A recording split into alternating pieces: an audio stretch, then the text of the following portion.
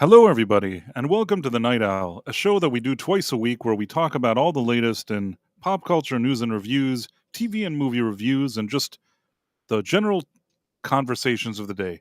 How's it going? I am doing well. Doing Oh, I, well. I didn't Oh, do it what I I'm usually I'm do. yeah, no, I'm Professor R2, the co-host. Nice to meet you. You are Professor Atu. See, what I usually do is what I would say is that I'm Price of Reason for those who don't know, and this is of course my co-host Professor R2. Then I ask him how he's doing. I guess it's just been a long day. I was working on a bunch of different things today, so I guess I was a bit out of Yep. it. Ah, you've So, you've been you've been posting videos like crazy lately. yeah, and on two Yeah. different channels, you know what I mean? Like Yeah. on different platforms, different channels, different things. Really trying to do a lot of different things. And today, I had I think four. Is it four streams or five streams? Oh goodness. Yeah. So yeah, so there was one that started at 3 p.m. That was Nerd Wars. Irwin's stream with Angry Mhm. Badger, which I like those guys. So I hung out with them until 4. Then my friend Mega Geek, oh, your friend too, my friend Mega Geek was like, Yes. "Hey, I'm doing something, some kind of stream about Doctor Who. Could really, you could join and whatever." And I'm like, "Cool, yeah." And it was really last minute, so I just after the Irwin thing, I joined Mega Geek for this Doctor Who conversation that lasted like an hour and a half. Then so that was stream number 2.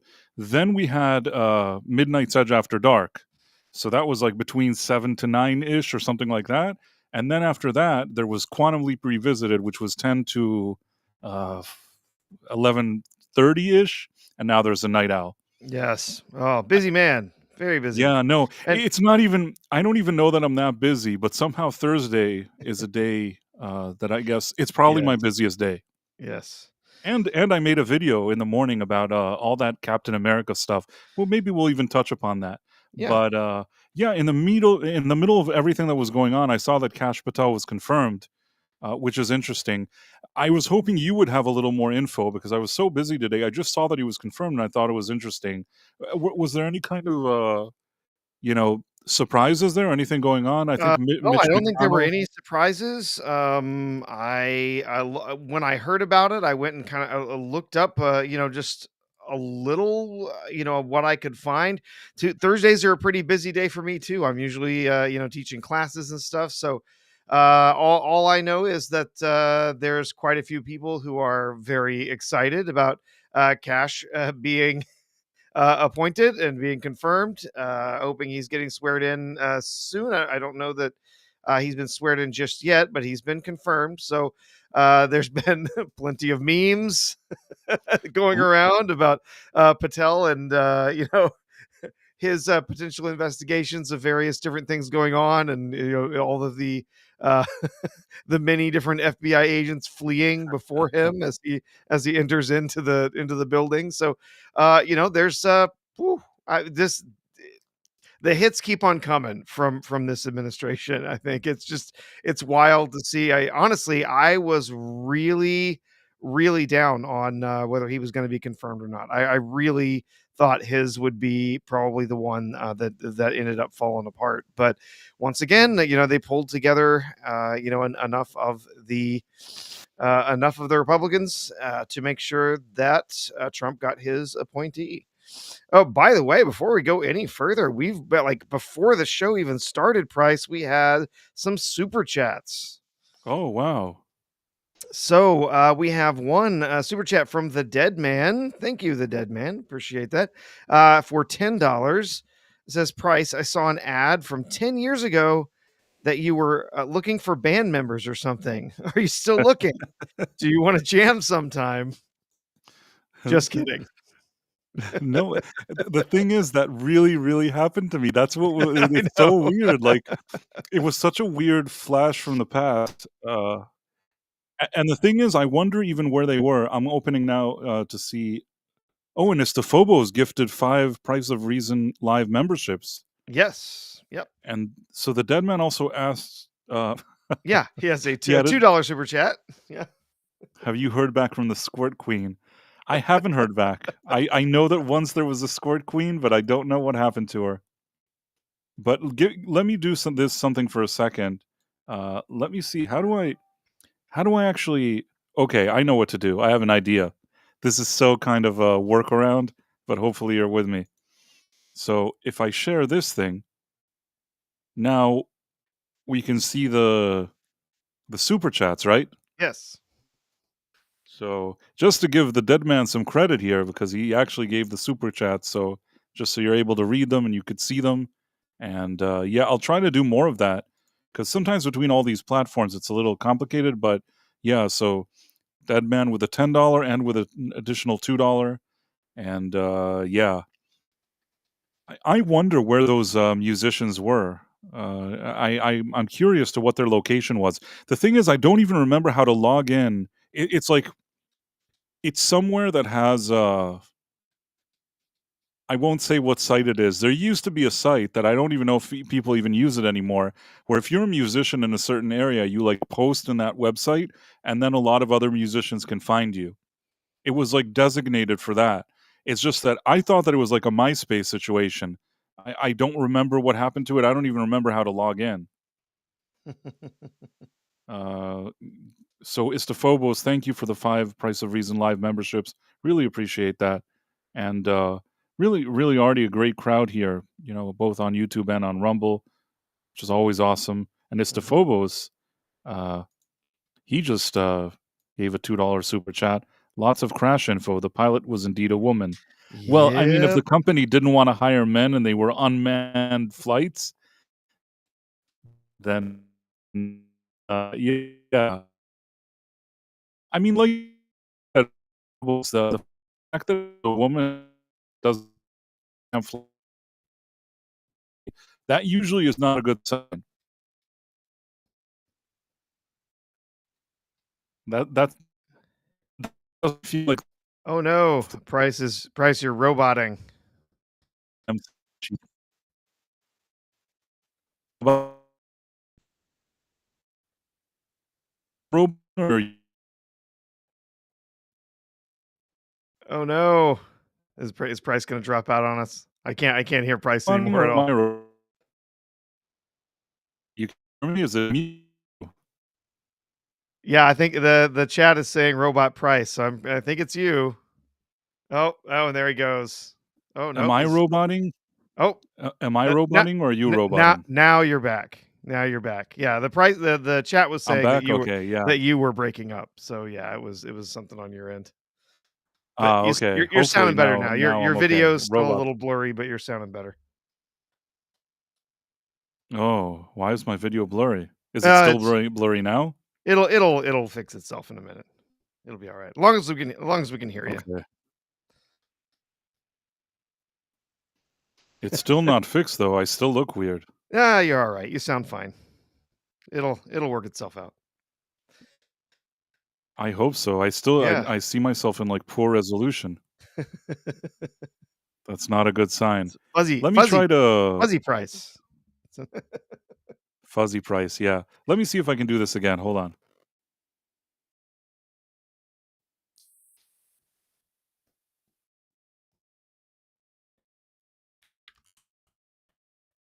As Price fixes his internet I or want to see tries to. myself on screen, Yeah.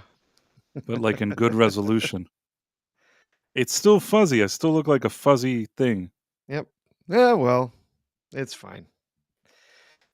Hopefully it works itself out. Empress NM thinks that you were looking on Grinder. Is that's where you're looking for? That's what she was saying. Yeah. That's what that's started this whole mess. Let me that's yeah. try to come back and I'll come back. Hold on one All second. right, that's fine. Yep. Oh boy, look, it's me. As Price would say, tell a joke. Okay. Why don't scientists trust atoms? Because they make up everything. Am I still looking weird? Oh, you look fine. It's still like a fuzzy thing or is No, it no, you look good.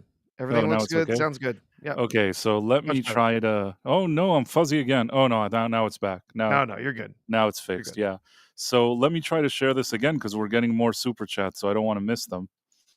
Uh we have let's see. We have Istophobos, and she was on the equivalent on a learner's permit. Was that the squirt queen? What are we talking about? Oh, sorry, the pilot, the female pilot. My wires got crossed between the dead man and the squirt queen. So yeah. So she was on the equivalent on a learner's permit. So she's not even like a real pilot. She's on a learner's permit. That's weird. Sorry, Price. I just like messing with you. No, no worries at all. It's fun. I love the humor and the banter. It's totally Hmm. cool. So you're saying that this lady didn't even have a proper license? That doesn't sound good. Hmm. Did you lose me again? No, no, I'm just taking in this idea that it was somebody with a learner's permit How crashed is the that even plane. possible? That can't be That's true. That can't be true. I I mean, I want to say it can't be true, but you know what? I don't know what to tell you. I mean, it does seem like the kind of like the not flaring during the landing. Like it seems like something that someone who didn't have experience would do. Not the kind of skipping sort of an essential little thing right during the landing. But oh wow, oh yeah, this stuff never seems to end. Oh, learner's permit. Wow. Okay, so what we were talking about Kash Patel, right? That's what you Yes, were that trying we to share. that's when we started that's I think where we started Start this started whole our thing. technical issues. And things started to fly apart at the seams. Yep. It's okay. Thanks for all the super chats and the gifted memberships there, Istvos. We appreciate it. Totally awesome. Thanks, guys. Yeah. Uh FBI nominee Kash Patel confirmed a narrow Senate vote. Yeah, it was like 51 to 49. So that's really, a razor thin majority. And Hmm. I think the surprise was that Mitch McConnell actually voted yes, because I guess sometimes, you know, he's not Yeah, always. he's been one that's voted no on a bunch of these different appointees.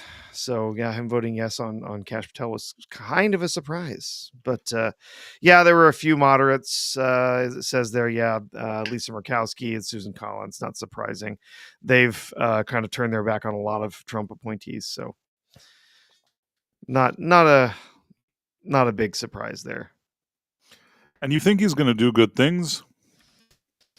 He's certainly somebody who's going to start mixing things up. Whether he actually ends up doing some really good things or not, we'll wait and see. But I do think he is someone who does have reform in mind, and uh, I think he's very much going to be doing things in the mold of Donald Trump. He wants to clean up the agency, depoliticize it, get rid of some of the old guard that's still in there, that's sort of the deep state, people who would think that they're the ones in charge, not the not the Senate, not the president, but it's they're the ones making the decisions, they're the ones in charge because they're the state. So yeah, I think he really does want to get a lot of reforms through in the FBI and get rid of a lot of the dead weight as well. So I guess we'll wait and see. You mentioned Mitch McConnell. Did you also hear today that he has announced he will not seek re-election next year? Wow, I didn't know that. I almost feel like a few people went to talk to him today about something, and like in the movies when somebody gets pushed out. Like it almost seems like somebody came. I'm just kidding, of course, and I'm just Yeah. speculating, and I don't know what I'm talking about. Almost feels like somebody came with like a folder with pictures. In the movies when they're like they meet him in like the garage downstairs when he's on the way to the car, and they show him like a folder that has pictures in it, Yep. and then like after seeing the pictures, he decides he's not running anymore, and he loves Kash Patel. Uh, I'm Do you gonna get what I'm, do you get I'm what I'm gonna trying to say? I'm gonna make him an offer he can't refuse. That was actually what I'm Yeah. thinking, that, like, somebody was waiting like, "Oh, Mr. McConnell, be a shame if these pictures got out, wouldn't it?" And then, yeah, something like that, or not pictures, but something. It just seems Yeah. like Yeah. suddenly he fell into line and he doesn't wanna run anymore. This is all kind of strange and unexpected, and all Or on the same maybe day. maybe somebody just showed him a 30-minute long supercut of all the times he's frozen up and forgotten what he's talking about in front of people, uh, on the Senate floor or on camera or any other thing. Like, he's too freaking old.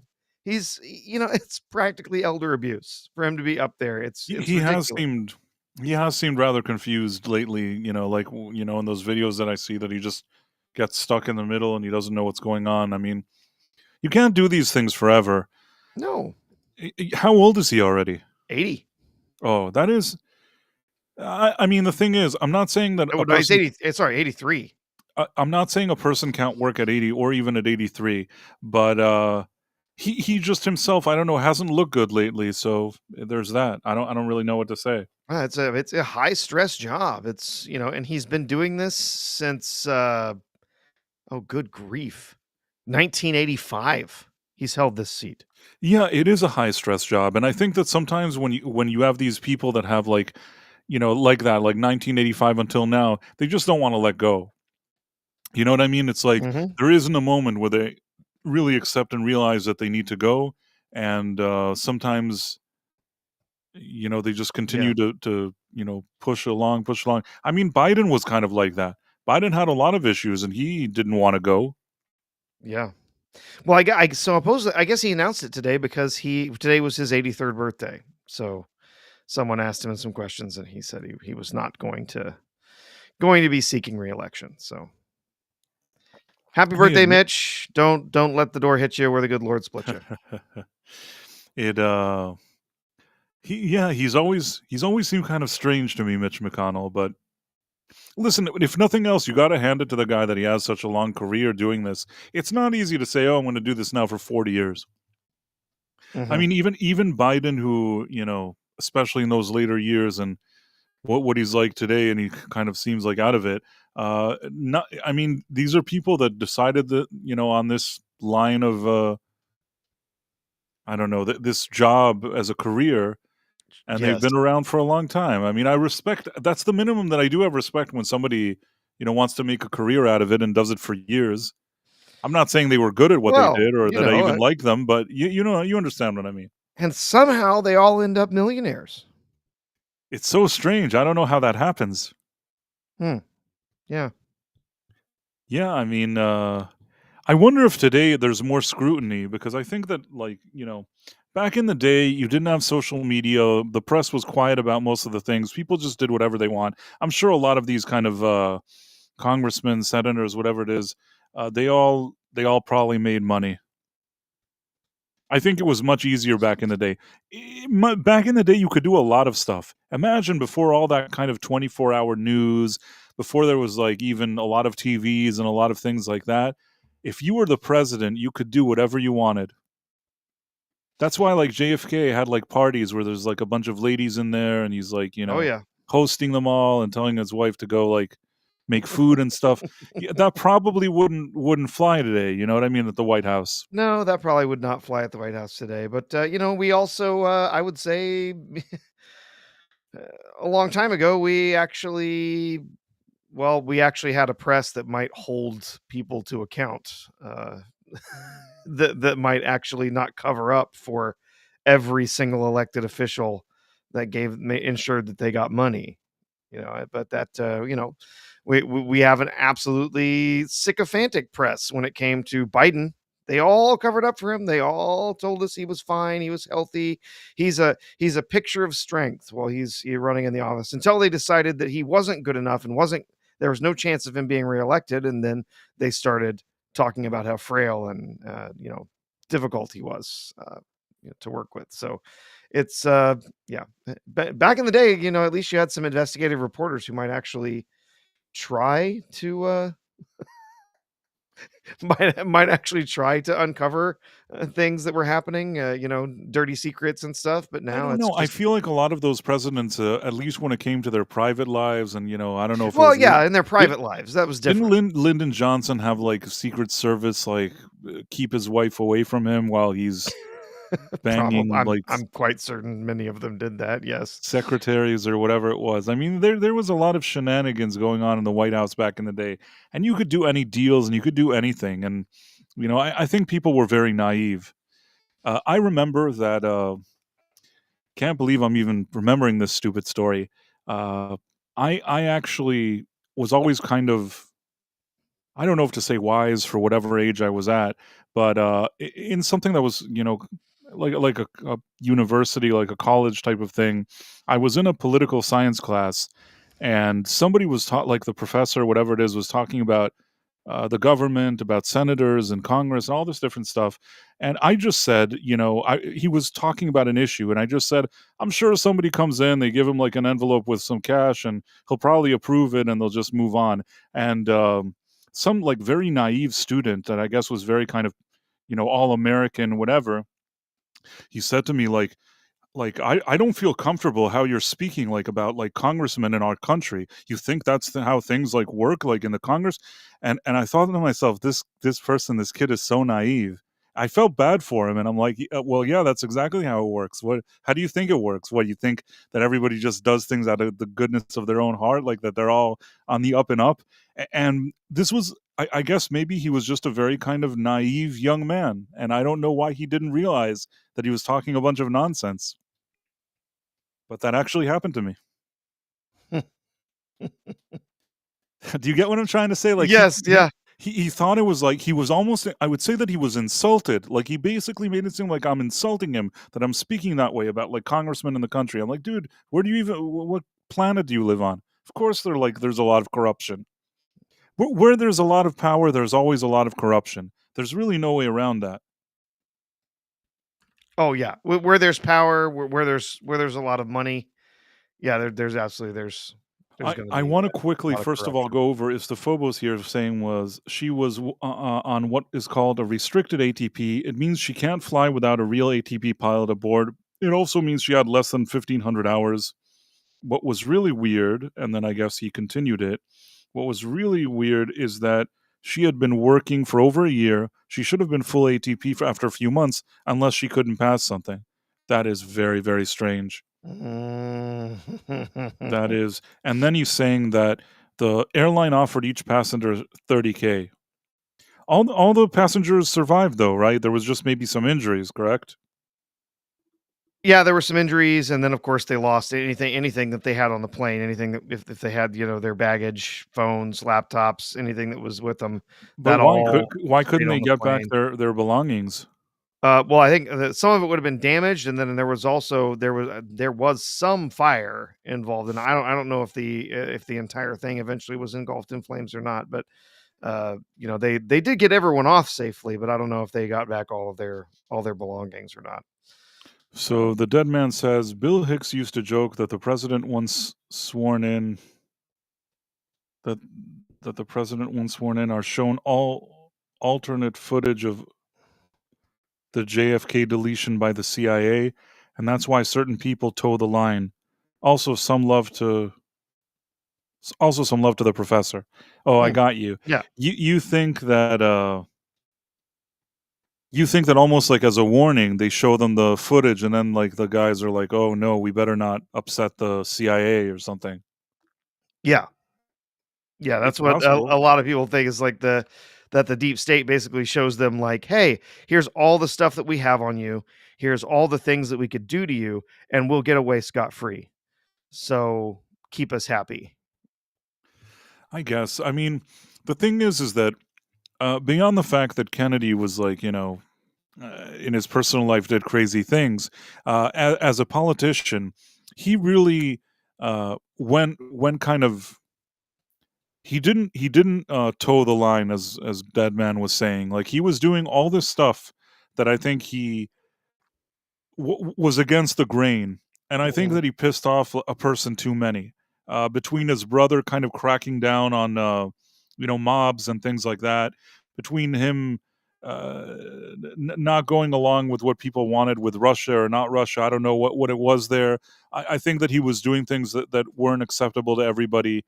Um, yeah, I think that they couldn't control him, and it wouldn't surprise me if that played a role in his deletion. Weren't they supposed to release some files? Yeah, that is still, see that what happened, I believe that was January 23rd, and then there was 15 days for them to present a plan for how they would, collect and release it, like, basically a timeline for when they would be able to get it done. But I have not seen any updates to that It as really of annoys yet. me. Just tell us who shot him. You know what I mean? Like, what are you playing all these games for? Oh, maybe we'll come up with a plan that we tell you. Just cut the shit. Just say who it. Sorry, Sean. Just say who it is. Because like people have been placing bets for years. We just want to know who it was. You know. Mhm. And let me see for a second. Reagan. Somebody said Reagan. You know what? You know what the thing with Reagan is? Again, this is not even me speculating. I don't know what I'm talking about. I have no idea what's going on, and I probably am wrong about what I'm going to say. I just thought it was interesting. Didn't George Bush, the father, George H.W. Bush, have lunch with the guy? Was it Hinkle? What was his name? The guy that was the father of the guy that shot Reagan was having lunch with George H.W. Bush. Am I wrong on this? Am I some weirdo Oh, for thinking this? I don't remember that. Maybe Can that's something I've somebody tell never me if I'm heard. crazy or not? Sometimes I feel like I'm just, my mind just invents weird conspiracy theories. Let me see for a second. George H.W. Bush, lunch. What was his name? Hinkle? Hey, I don't know why his Hinckley. Hinkley, yeah. Uh, Wasn't he trying to prove his love to, Jodie Foster? Wasn't that so this is an article, and I don't know if this is true or not. He was apparently trying to show love to Jodie Foster. I'm not even speculating. I don't know. I'm just pulling up some article, and I don't know if it's true or not. It's probably not true. Bush angle to Reagan shooting still unresolved as Hinckley walks. Uh, George H.W. Bush knew the family of the man who shot Bush's then boss Ronald Reagan in 1981. With the shooter now freed, it's finally time to take a closer look. Why did George H.W. Bush and his cabinet determine that John W. Hinckley Jr., the man who in 1981 tried to kill the newly inaugurated President Ronald Reagan, was a lone nut and no conspiracy, foreign or domestic, was involved? How did they arrive at this conclusion just 5 hours after the shooting without any thorough examinations? And why won't the Federal Bureau of Investigation release its documents on the shooter? I don't know. A lot of interesting questions here. Oh, They also say in this article that apparently he couldn't remember where he was when President Kennedy was shot. I mean, it could all be coincidences. I assume, I'm not saying that there's anything malicious going on. I just think that it's strange that his father was a friend of George H.W. Bush. That's just a strange coincidence, isn't it? it seems odd, yeah, but I who knows? all I'm saying is that the odds of that like Pretty sometimes slim. pretty Seems pretty slim. slim. Very, very, very slim. Yeah, those are very slim odds. And I wonder. I'm not saying that anybody did anything on purpose or anything like that. I'm wondering to myself, just like Deadman said that they show them the video. If you know, I don't know. I don't want to jump to conclusions. I don't know what I'm talking about. Yeah. But certainly interesting. Hmm. The guy who shot RFK, his name was Sirhan, if I'm Kiran not Sirhan, yep, mistaken. yep. Uh, which actually, I think it means smelly, smelly. That's what I think, but who knows? In any case, in any case, Sirhan, he basically that was a weird one too. Where'd he come from? You know what I mean? Mhm. His whole story was kind of weird too. Yep, I'm trying to yep. think. They must have. Let's say it's him. This Sirhan, and he shot RFK. What was the ultimate goal? What was it? I remember something. He didn't like Israel or some weird. They tried to pin some weird thing. I don't know what the guy would shoot him for. Something doesn't connect with the whole story there. Yeah, I think that like he was supposedly a Palestinian, but I don't think even if he was, why would well, I mean, I'm gonna choose my words carefully here, but I suspect that that kind of seemed odd, that thing with RFK and that guy. I have some theories, but because I don't have any way to support these theories, and what do I know? I'm just a guy that speculates on stuff, and I don't really know anything, anyways. Certainly, a lot of strange things happen. I know this, that the thing with JFK and his deletion, I've never bought the story that they told. Didn't buy that one. Uh, yeah, there's a few other things that I don't buy, and some of them are controversial. Actually, you know what I don't quite buy, Professor? What's that? How is it that we went to the moon like between like 1969 or whatever it is to like 1974? We were on the moon like 5 million times. Every 5 minutes we're on the moon, and since then nobody's on the moon. Oh, the Moon Man got angry and told us not to come back. How did they get through the Van Allen radiation belt? That's one question. Oh, no, And that's I can explain that one. okay, Well, so the Van Allen belt is actually there's multiple different radiation belts. Essentially, the magnetic field that's created around the planet as we rotate because of the molten core, the magnetic field okay, that keeps a lot of that radiation from getting to Earth actually traps some of those particles in these different bands around the Earth. But that radiation, that field is the magnetic field is sort of flat. It doesn't actually go around the globe equally, right? At the pole, it kind of levels out at the poles and it goes out directly away from the rest of the earth. So, if you go sort of up towards the poles, you actually miss a whole lot of the Van Allen belt and the radiation that's trapped in those belts. And that's actually the trajectory that the ships that all the Apollo missions took was sort of up towards the poles and out and away from the Earth. So they thought of that because they had actually said there's some probes that have gone out into the Van Allen belt and measured the radiation out there. In fact, in most of the belts, there's multiple different belts. In most of those, the radiation is actually not that dangerous.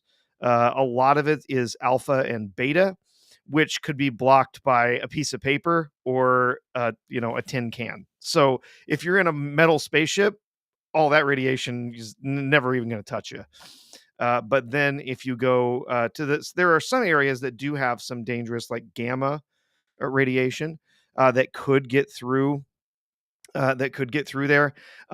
But again, they went sort of basically they went up and around the Van Allen belts.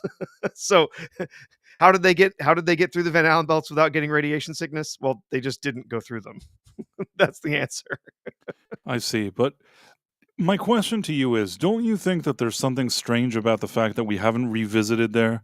I mean, it's fine if we weren't there every 5 minutes, but there was so much footage of them just on the moon, and one has to wonder. Yeah.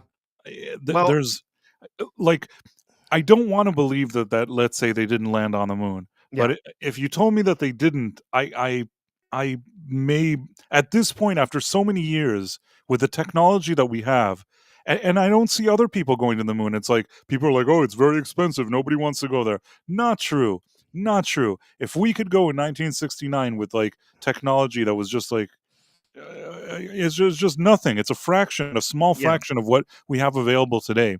And if at that time we could go over and over again, and people are Yeah. like, "Well, it's just not necessary anymore." Yeah. Don't agree with the So, type of new new tools we have today. We could yeah. collect samples. We could do things that we've never done before. I don't believe that there's a situation that we can just go now to the moon for like, since the late 60s or whatever, Yeah. mid 70s, and we just don't want to. For like 50 Yeah. years we're like, "Nope, we don't want to go there." Well, Just don't they believe it. They have sent up unmanned probes. There's been numerous unmanned probes that have gone. There's been some that have been sent by multiple different countries, And there's even we've got several basically satellites that are now orbiting out there. The truth is, if you talk to scientists about why we haven't been back to the moon, why we stopped going to the moon, the first reason was it was wildly expensive, more expensive than you might think. Each of those missions not only took thousands of man hours to construct those single use rockets that we had available to us, but those the training and everything that had to happen, all the materials, it was wildly expensive to go. And after we had been there, I believe the 7 missions that landed, 6 missions that landed. By the time that we had done that, we had basically realized at that point that there were two things. One, it took a lot of resources to get there and to bring very little back with us because we just couldn't bring a lot back in those missions. And we also realized too that the moon actually just wasn't that interesting.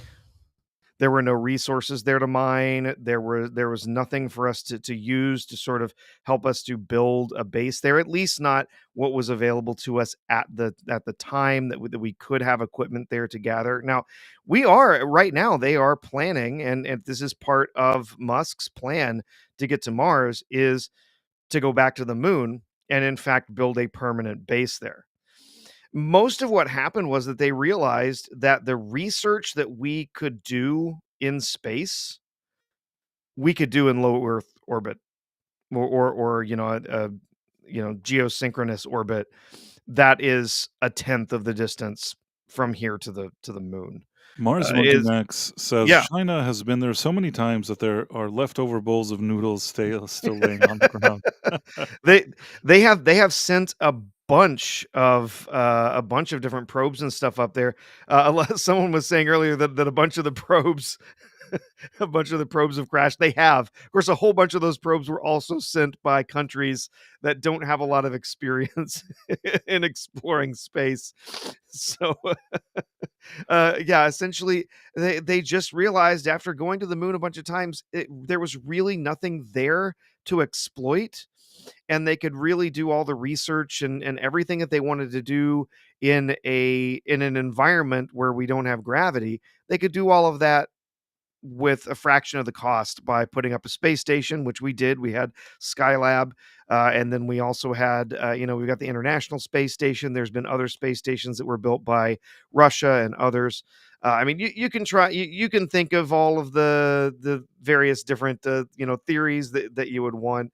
But from knowing scientists, even scientists working for NASA, that I have spoken with, that was basically it. It was just there was simply not it was simply not a cost-effective way to do most of what we wanted to do in space. But now, as I said, now there's a lot of no, we don't have people in geosynchronous orbit as to Phobos. We have a whole bunch of little, like, things that we can put up there, satellites and things that we can do in that area. We can go up into low Earth orbit to do a lot. There's a lot that we can do from there, and then there's other things that we can do. We can send out various different satellites and things into geosynchronous orbit, but that's still significantly shorter distance than All going I'm to saying is that the moon. one time, if like let's say 10 years ago they sent one and there was like one group of astronauts walking on the moon, I'd be like, okay, well, I guess they really can do it. But somehow so many years, and I know you say, oh, well, it's not that interesting, but you know what? With the type of tools we have today and the type of technology, there's surely something else we can do there that we haven't done before. And it just surprises me that Yeah. that they wouldn't go even once. Yeah. Well, and Just to prove, just to today that's debunk. true. Today that's true. That now we do have, well, first of all, when we were doing when our primary space vehicle was the shuttle and that launch system, that wasn't really capable of getting to the moon. It was never designed for that. and so we would have had to modify that significantly to be able to get out there. But now we have other, other technology. We have SpaceX, which is working on its heavy boosters and a lot of other stuff that would actually be powerful enough, strong enough, not only to get to the moon, but to come back and to carry heavy loads all the way to the moon. By the way, Kivo 1961 gave a $5 rumble rant. There is no dark side of the moon. As a matter of fact, it's all dark. Is that? I wonder where that quote is from. Oh, I don't know. I wonder. Yeah, I wonder if it's not from the Pink Floyd album at the beginning when people are I think talking. it might be from the Pink Floyd song, Oh actually. yeah, because I never notice what they chatter at the beginning. I kind of don't Yeah. listen to them, so that may be that. Yeah, that's what I started thinking when I started thinking about it. I'm like, "Actually, I think that might be from the opening It is a song great album. from, yeah, Eclipse was the name of that song, I think. Yeah, Eclipse, exactly. Yeah. That exactly what it is. It's Yeah, been a while since I've listened to that album, but, yeah, I that should need to. it's unfortunate. I have mixed feelings today when I hear that album. I try to separate my feelings on this, but man, Roger Waters is so insufferable these days, and it's hard to not think about how insufferable he is. I try my best if I hear like music from Dark Side of the Moon. Used to be one of my favorite albums of all time. Musically, it's great, but man, it's like that guy went out of his way to just make himself so intolerable. It really is disappointing. I feel like so many things that I really liked, uh, there's something that went sour about them. Like Mark Hamill, is annoying. David Tennant is pretty annoying. These were icons, and they just somehow became annoying. Roger Waters is just intolerable. He's worse than the other two. He's just awful. The only kind of silver lining is that David Gilmour is still great, and I've seen him in concert a number of times. I recently, a few months ago, I actually saw David Gilmour twice, night after night. I went once, and I went with a few people, and we saw the show, and I realized that there was another show the next day, and I just said I have to get an. I don't know how many shows he's ever going to do again, so I had to go see it. So I saw two shows, one after the other. And yeah, the good thing is that Gilmore, he sings basically most of what you hear, if not all, on like Dark Side of the Moon. It's actually him singing. So I also years ago when I saw a concert, he plays so many songs from there. This time he played less, but when he plays like Floyd songs, he just sounds like Floyd even with nobody else there. So I was still able to get that experience, and it makes me feel better that like Waters isn't there. But yeah, he's annoying. Mhm. Istophobos says, "Wish You Were Here is better than Metal, better than Animal, which is better than Animals, which is better than Dark Side of the Moon, which is better than The Wall." Okay, The Wall, and this I sometimes have arguments with Tom, from Midnight's Edge. A while, like just recently, we had this big argument. I mean, friendly argument, but big argument that he thinks that The Wall is like the best thing that Pink Floyd did, and I always kind of explained to him that, and it's nothing personal against him, but for me, saying that The Wall is Pink Floyd's best work is kind of a normie thing to say. It's like a normie thing to say in terms of like if you really like Pink Floyd and their music, if you really if that's music that's close to you, The Wall, usually, if you're like one of these kind of longtime Pink Floyd fans that's familiar with their entire catalog, The Wall's usually not going to be at the top of your list. Uh, Most people that have really like absorbed their music, I would say that I think that for me personally, when it comes, there's stuff that happens on metal that because it's a little more raw and unpolished, there's a few things on metal that really speak to me. The song Echoes on Metal is just one of my all-time favorite songs. There's a song, I don't know if it's like 17 minutes, 20 minutes, I don't know what it is. That's like the best. You know, just love that song. It's so unique and so special. And there's a lot of stuff that I love on that album. So Metal is a really, I don't know if it's their best album, but I really, really like it. It could be, for a while I would consider it in my top Pink Floyd album because of how much I like that album. Maybe after that, Dark Side of the Moon and Wish You Were Here, they're very close for me because they came out one after the other and they have the same vibe. You almost feel like it's like a part 1 and part 2. They're very, very connected. I don't know if you even listen to am I saying anything that makes sense here, Professor? No, no, I've listened to some. I'm not a huge Floyd fan though. I see. So Dark Side of the Moon and Wish You Were Here, for me they kind of go hand in hand.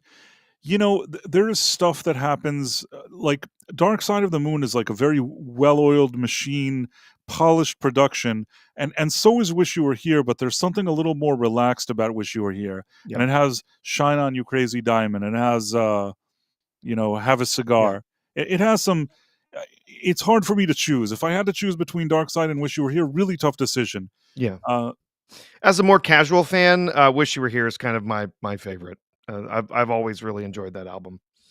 I mean, you can't go wrong. It's like if you said you liked Pink Floyd and you either like Dark Side and the Moon, Wish You Were Here, and one of those were your favorite. I wouldn't think that like you're a Pink Floyd normie. I would actually think that you're saying something that makes sense. Now, Animals is one that I really really like. Animals. It's one that there's some such great work with like Gilmore and his solos. There's a few things that I really really like there.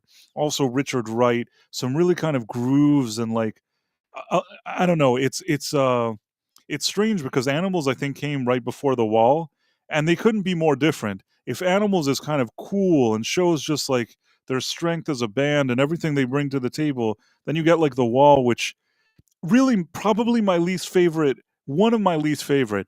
I like The Wall more than like Uma Guma, but honestly, The Wall wouldn't rank up there between like my favorite albums of Pink Floyd. It's better than Uma Guma. If now you ask me, do you want to listen to Piper of the Gates of Dawn more than The Wall? I'll listen to Piper of the Gates of Dawn. Even maybe it's better than Saucer Full of Secrets. Maybe it's better than Uma Guma. That's like the best I can give you. I don't even think it's better than like Obscured by Clouds. Or maybe it's better than like the soundtrack from More. Maybe it's better than that. Obscured by Clouds, I think I like more than The Wall, and certainly I like metal more.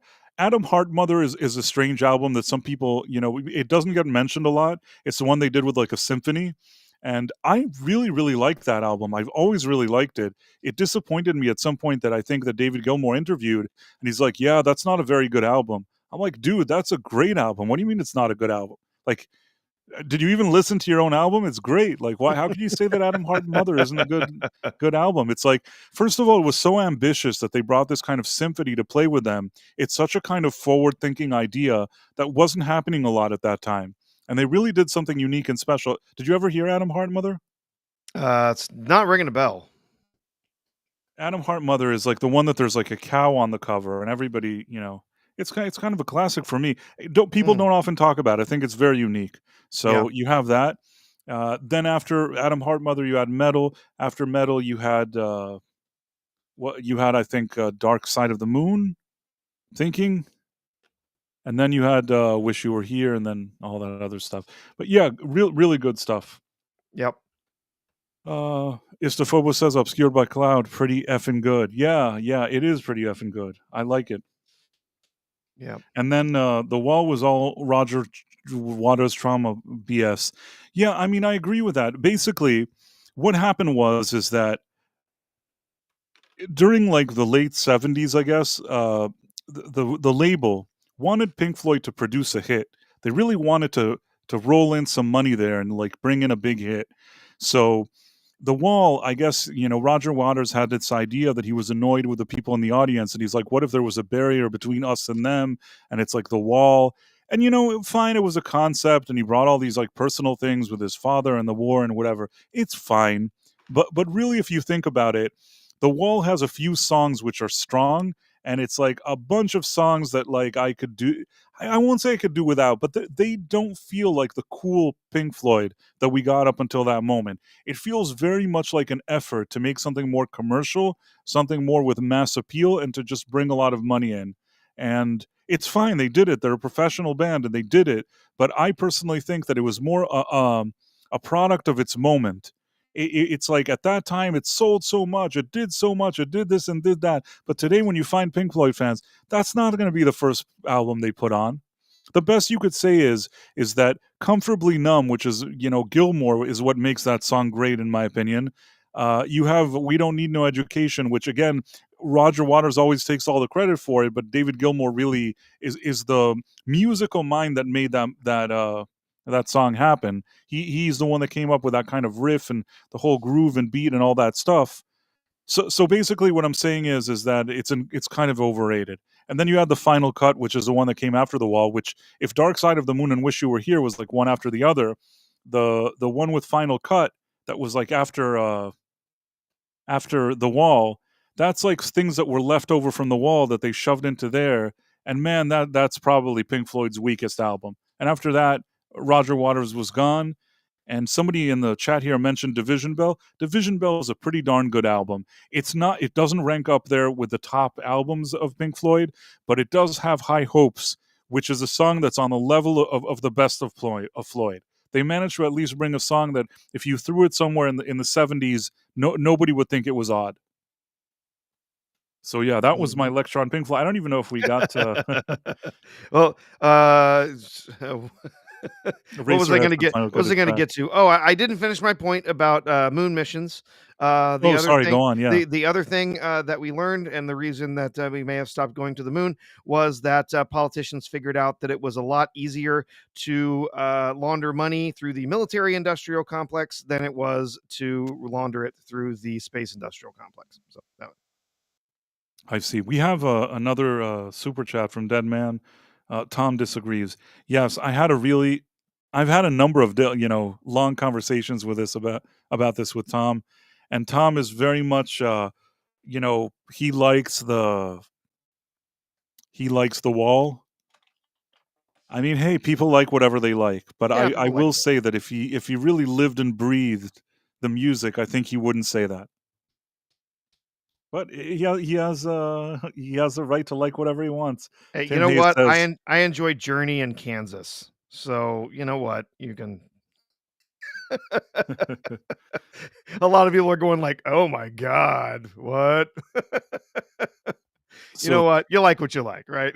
of course, of course. Tim Hayes says, "Be glad Tom isn't here right now. He would be screaming at you." Yes, he would be screaming at me. I agree. Probably. My best friend in my 20s liked Pink Floyd more than the Beatles. My dad told me to stop hanging out with him. That's funny. The Beatles.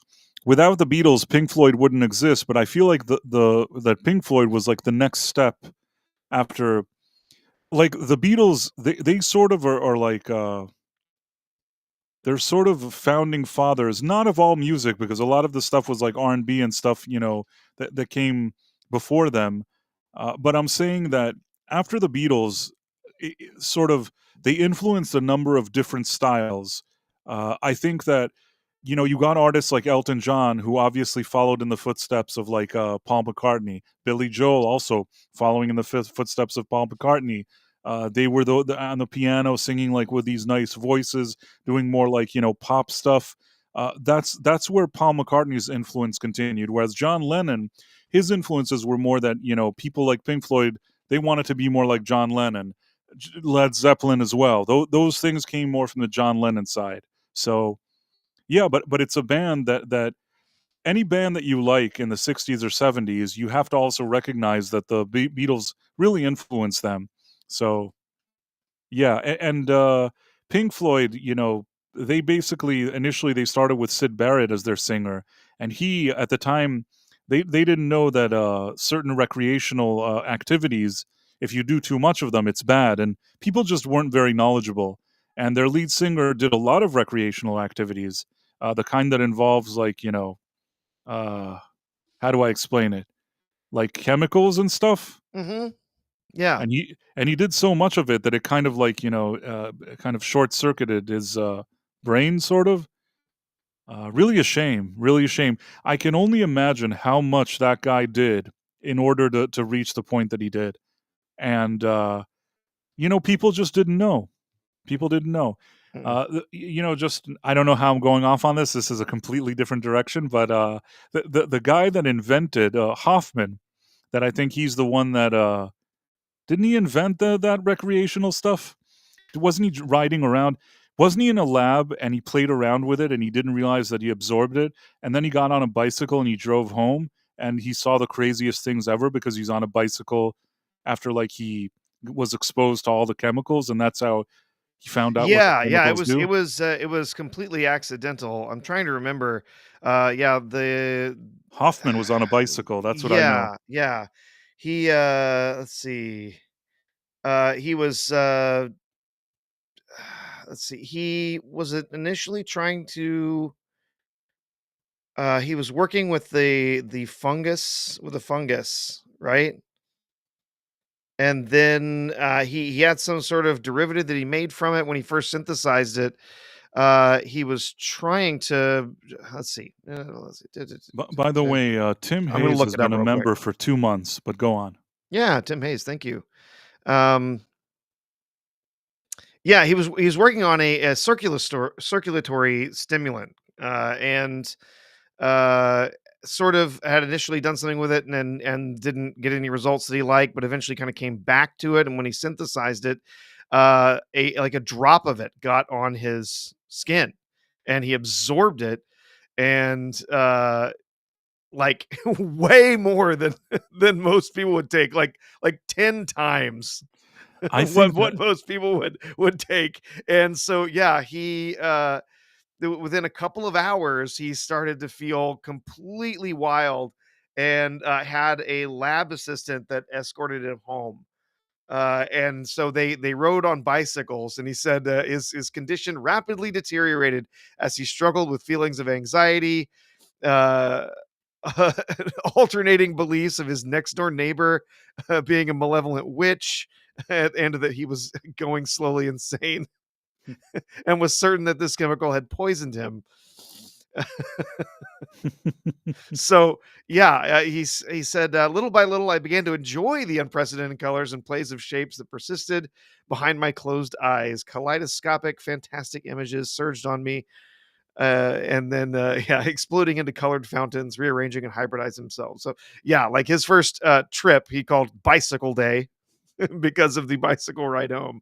But yeah, he took like 10x what any normal person would take with LSD to trip. the So thing that's funny is that nobody knew what it was, so he's going through an experience that yeah, nobody knows what it is, and he's the first one to go through that experience. I can only imagine how crazy that was, especially with the amount that you're saying that he took. Is that basically imagine you're on a bike. It's just crazy. It's like things are like melting in front of you when you don't even know what's yes, happening or how it happened. It's just bizarre. wild. It's like it's an experience that nobody else quite had the way he had it because just nobody knew what it was, and it would become very influential. I mean, in the 60s, I think that was very popular. In England, people just really didn't know. Today you think about it, it's a substance, it's outlawed, it's not whatever it is. But I think that over there, because it was so new, there weren't limitations on it. People just didn't know. That's what I think happened to the Pink Floyd, the original singer, Syd Barrett. He would just do that all day and all night, and he thought it was great. And you're not supposed to do that all day and all night. Like, if you do it all day and all night, it's probably not going to be good for you. Hmm. Yeah, it's gonna really gonna mess with you after a while. Totally. Yeah, those things don't have they don't just wear off and then you're hunky dory. Yeah, I mean they over time they do take a toll on you, especially if you're doing it far too often. Yeah, I mean, the So thing is that, if you do it once in a blue moon or whatever, it's like nothing is likely going to happen. Tim Hayes and FKHC 2005, both are members. Tim Hayes for 2 months, FKHC 2005 member for 1 month. And then Professor R2 is a member for 5 months. while everyone else is pitching theirs in, I'll throw mine in there. Well, it's good. It's good to know. So, yeah, I mean, the thing is that nothing happens. Everything you do in life, I mean, obviously, I don't recommend anything. Everything is bad and don't do it. But I'm just saying that in general, stepping away from the recreational stuff, anything you do in life, in moderation is probably okay. Uh, if you do something once, or if you do something, it doesn't mean that you'll now do it a million times. And also, if you do something once or something like that, it doesn't mean that now you're short circuiting yourself the way that Pink Floyd singer did. But if you did develop a lifestyle that all day and all night, maybe for like years, you do that, you're not going to recover from that. Definitely gonna do yourself some damage. Yes, at That's that point you do damage. Like, there's a difference between, like, something that you're, I don't know what to call it, like experimenting, whatever it is, or just like a lifestyle. Now, I will say also, there's people that I've met in my life that, uh, people are different. Some people, they do something once and they're like, okay, I tried that, it's fine. And some people, they get very quickly hooked on something. yeah, There are yeah, people with more addicted personalities, and absolutely. I think throughout my life I've met people like this and I've met people like that. So you definitely have to know what kind of person you are if you're gonna, go on any kind of adventures like this. If you're that type of very addictive person, it's certainly, you know, you definitely should steer away. If you're not addictive, you should probably also steer away. But at least maybe there's a way to bounce back. I don't encourage any of this, of course. This is all terrible stuff, and I don't encourage anything. Here at Price of Reason Studios, we don't encourage anything. Users are losers. Don't do drugs, kids. Exactly. It's bad, and you should never do them. As all the video games in the 1990s told me, winners don't use drugs. I feel like in the 80s and 90s when we saw those spokespeople that said it, they were the ones doing like the spokesperson was the one doing the most drugs. Oh, it's just so funny. Always, you go to the arcade and they have that little seal that would pop up in front of the top of the video game. Winners don't use drugs, whatever, like stuff that would show. And then, like, you had the guy at the next cabinet over was just had a joint in his mouth. It's, There it's was a lot of hilarious. crazy stuff.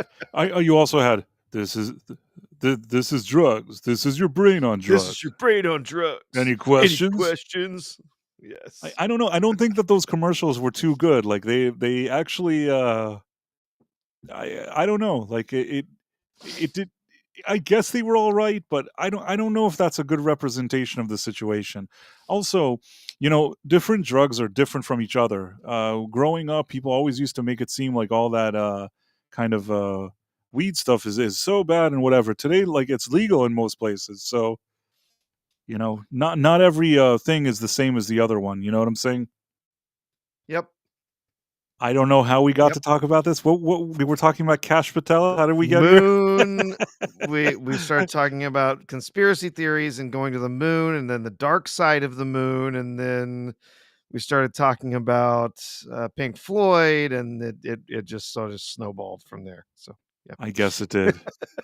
But yeah, no, I guess it did. So back to I'm trying to close this loop. We're in such a strange loop that I'm trying to think, how do we even get back to it? Back to the moon. You're saying that you think they did go all those times. I think that it's fishy.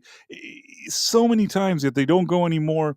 I don't care how expensive it is. I feel like some egotistical person would have sent somebody to the moon just to show that he's on the moon. You know what I mean? Somewhere from Mhm. some place there would be some ego that would send like something to the moon.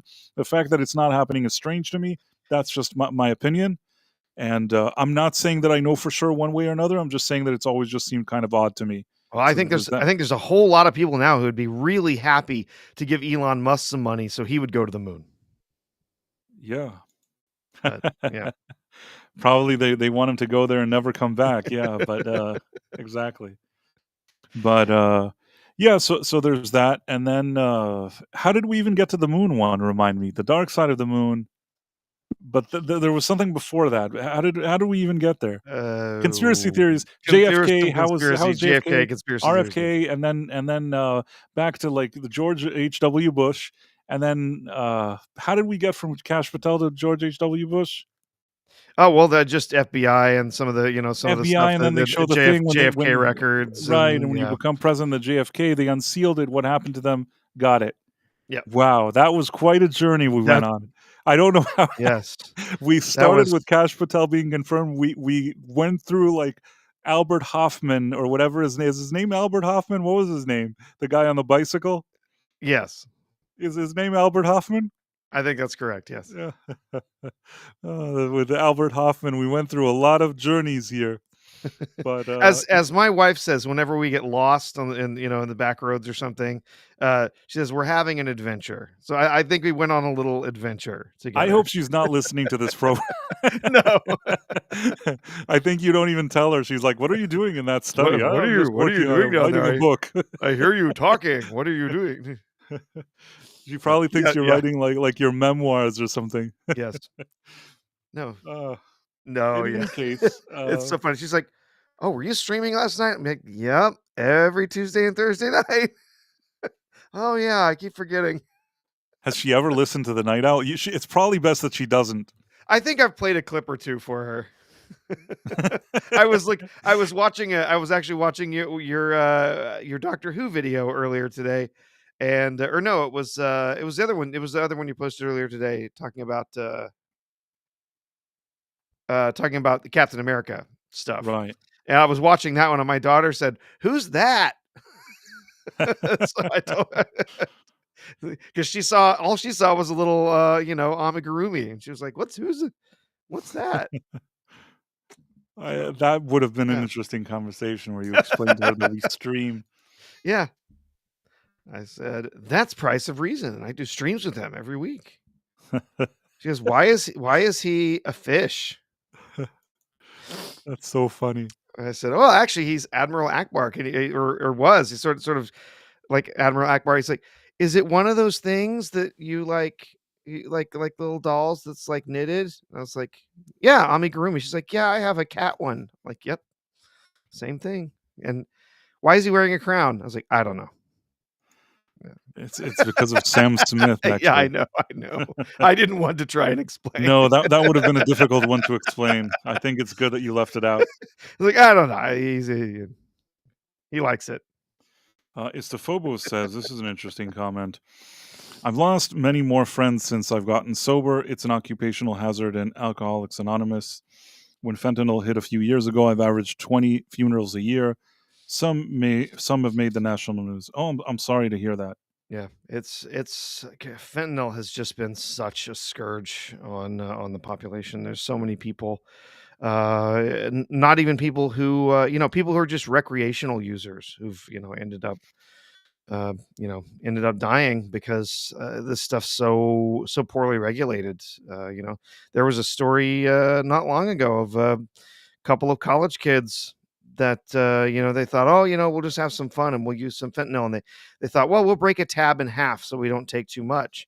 And because it was so poorly manufactured by the cartels, one girl got almost nothing and the other girl got double and ended up dying. So yeah, I mean, it's the thing that I'm not 100% clear on, and I'm sorry, I guess I'm out of the loop, out of the game when it comes to these kind of things. Uh, the fentanyl thing, is that something that they just shove into the white snowy thing, or is that something that you actually purposely want to take? Like, yeah, did you? it's something it's a it's an artificial manufactured opiate. It's painkiller. It also kind of makes you very loopy, and I've never done it, but been told by people. But it essentially it comes in tablet form. Yeah. So you go out to take it. Oh, dude, bro, Seth 420 says it killed his nephew. I'm really sorry to hear I'm that. so sorry, man. I'm It's so sorry. it's That's deeply sad, terrible. and it's so frustrating that it feels like that there's just a lot of people that don't care He said he was 20 about it years being old. here You know, and wanting to get rid of it. It's yeah. I'm thinking to myself when I was like at a younger age, whether it's college or different places when I was younger, and I think that at the time there wasn't such a thing as fentanyl. You know what I mean? Yeah. Most of the people, what they were doing was just what's legal today. That's what most of the people were doing. That was like the thing that you do. That was the majority. there were a few occasions that maybe somebody did something, a bit more than that, but really, whatever you had there, I think for the most part, you weren't thinking that there would be a, how do I explain it? It wasn't a situation where, like, you're really in danger. There's danger of people dying around you like there is now. It wasn't like that then. Mhm. Yeah. Even people that, let's say, suddenly got addicted to something, to one of the things that weren't the things that are legal today. I'm not talking about the ones that are the heaviest, but I mean the snowy stuff. People that maybe abuse things. Even it wouldn't be like so easy for them to just die. I think that these days I hear much more about this, and I don't know. I mean, I've never even seen, nobody around me. I've never seen any of this kind of stuff that you're talking about, these pills or whatever it is. Never even seen anybody else take it. But I guess it's something that young people do now. I don't really know. Well, it's the same type of behavior that would lead to recreational drug use in the past. The problem is that the drugs are just so much more potent, and because many of them, they're not the same. It's not like someone's taking a prescription and using it. They're getting these. They're coming over the border. They're coming in from China, in various ways, and then they're not regulated, so they're poorly manufactured. Sometimes there's all sorts of other weird ingredients in there. The strength of them can vary wildly from even one tablet to another in a single batch. It's The insane. fact that And people still yeah. want to take these pills, knowing that how dangerous this is, that doesn't make sense to me. I mean, if there's a realistic chance that you take this pill and you die, realistic, not that it's like, like it's never happened and you hear that like something happened. This sounds like something that's more widespread, and that nobody stops to think, then we shouldn't do this. That's just crazy. I don't know. Yeah, and they're not it's not like there's even, that there's even like, oh, they all look the same, or you can tell like, there some people are saying in the chat, like they'll even sneak it into other drugs and stuff. Like you might think you're getting, ecstasy or something, and instead you're getting that's laced heavily with fentanyl and all sorts of other stuff. It's insane. And even there's some of these, they look like friggin' candy, man. Well, They look Razor's they Head says almost no one overdosing on it thinks they're taking that. It's usually put in other stuff by crazy people. Yeah. I see. Sorry, I guess I just I'm not an expert enough on this. I see. That's what it looks. Oh, I see Rain what you mean. It looks like this. rainbow colored frickin' candy. Someone taking one of those could easily just take one, and that's it for them, because they're so unregulated. They have wildly different ingredients in them from one thing to another. It's insane I mean, it looks like friggin' sweet tarts. Oh, And yeah, that's it's an terrible. incredibly dangerous drug, and it's very sad. We've there was a death, nearby recently, that was reported, from fentanyl. It's everywhere, and it's just so cheap, and it's so easy to get a hold of. I'm just It's happy that wild. I'm not, like, at that age. I mean, first of all, even at that age, I don't think that it would be an easy sell for me that somebody would, like, convince me to take that. But the fact that I'm not even in these, in the circles of where this thing is going on, and that I didn't have that when I was young, I'm kind of happy about that. Hmm. It sounds, now that you showed me the pills, they look like candy. People taking them thinking that they're just gonna get a buzz, and, yeah, I don't know, that's just Yeah, terrible. and they don't all look like that. Some of them, sometimes they're white, sometimes they're all sorts of different colors and stuff. But that's one of the ones that, I believe it recently there was. Gosh, maybe it's been a while, but there was some that was intercepted at the border. They found like 50,000 of them. Someone was trying to bring over the border, and they were this rainbow colored craziness. Yeah, it just looks like candy. Looks harmless, right? Yeah. Yeah, it's really sad, and it's sad to hear. Even there's people here in our chat. I'm not surprised. There's been so many deaths, but it's extremely sad to hear that there's even people here in our chat that have been affected by that. It's I guess hearing extremely about it sad. now, it's made me understand more why this is such a, hot topic, and why I mean, I hope Trump keeps saying he wants to do something about it. I hope that something is gonna happen because Mhm.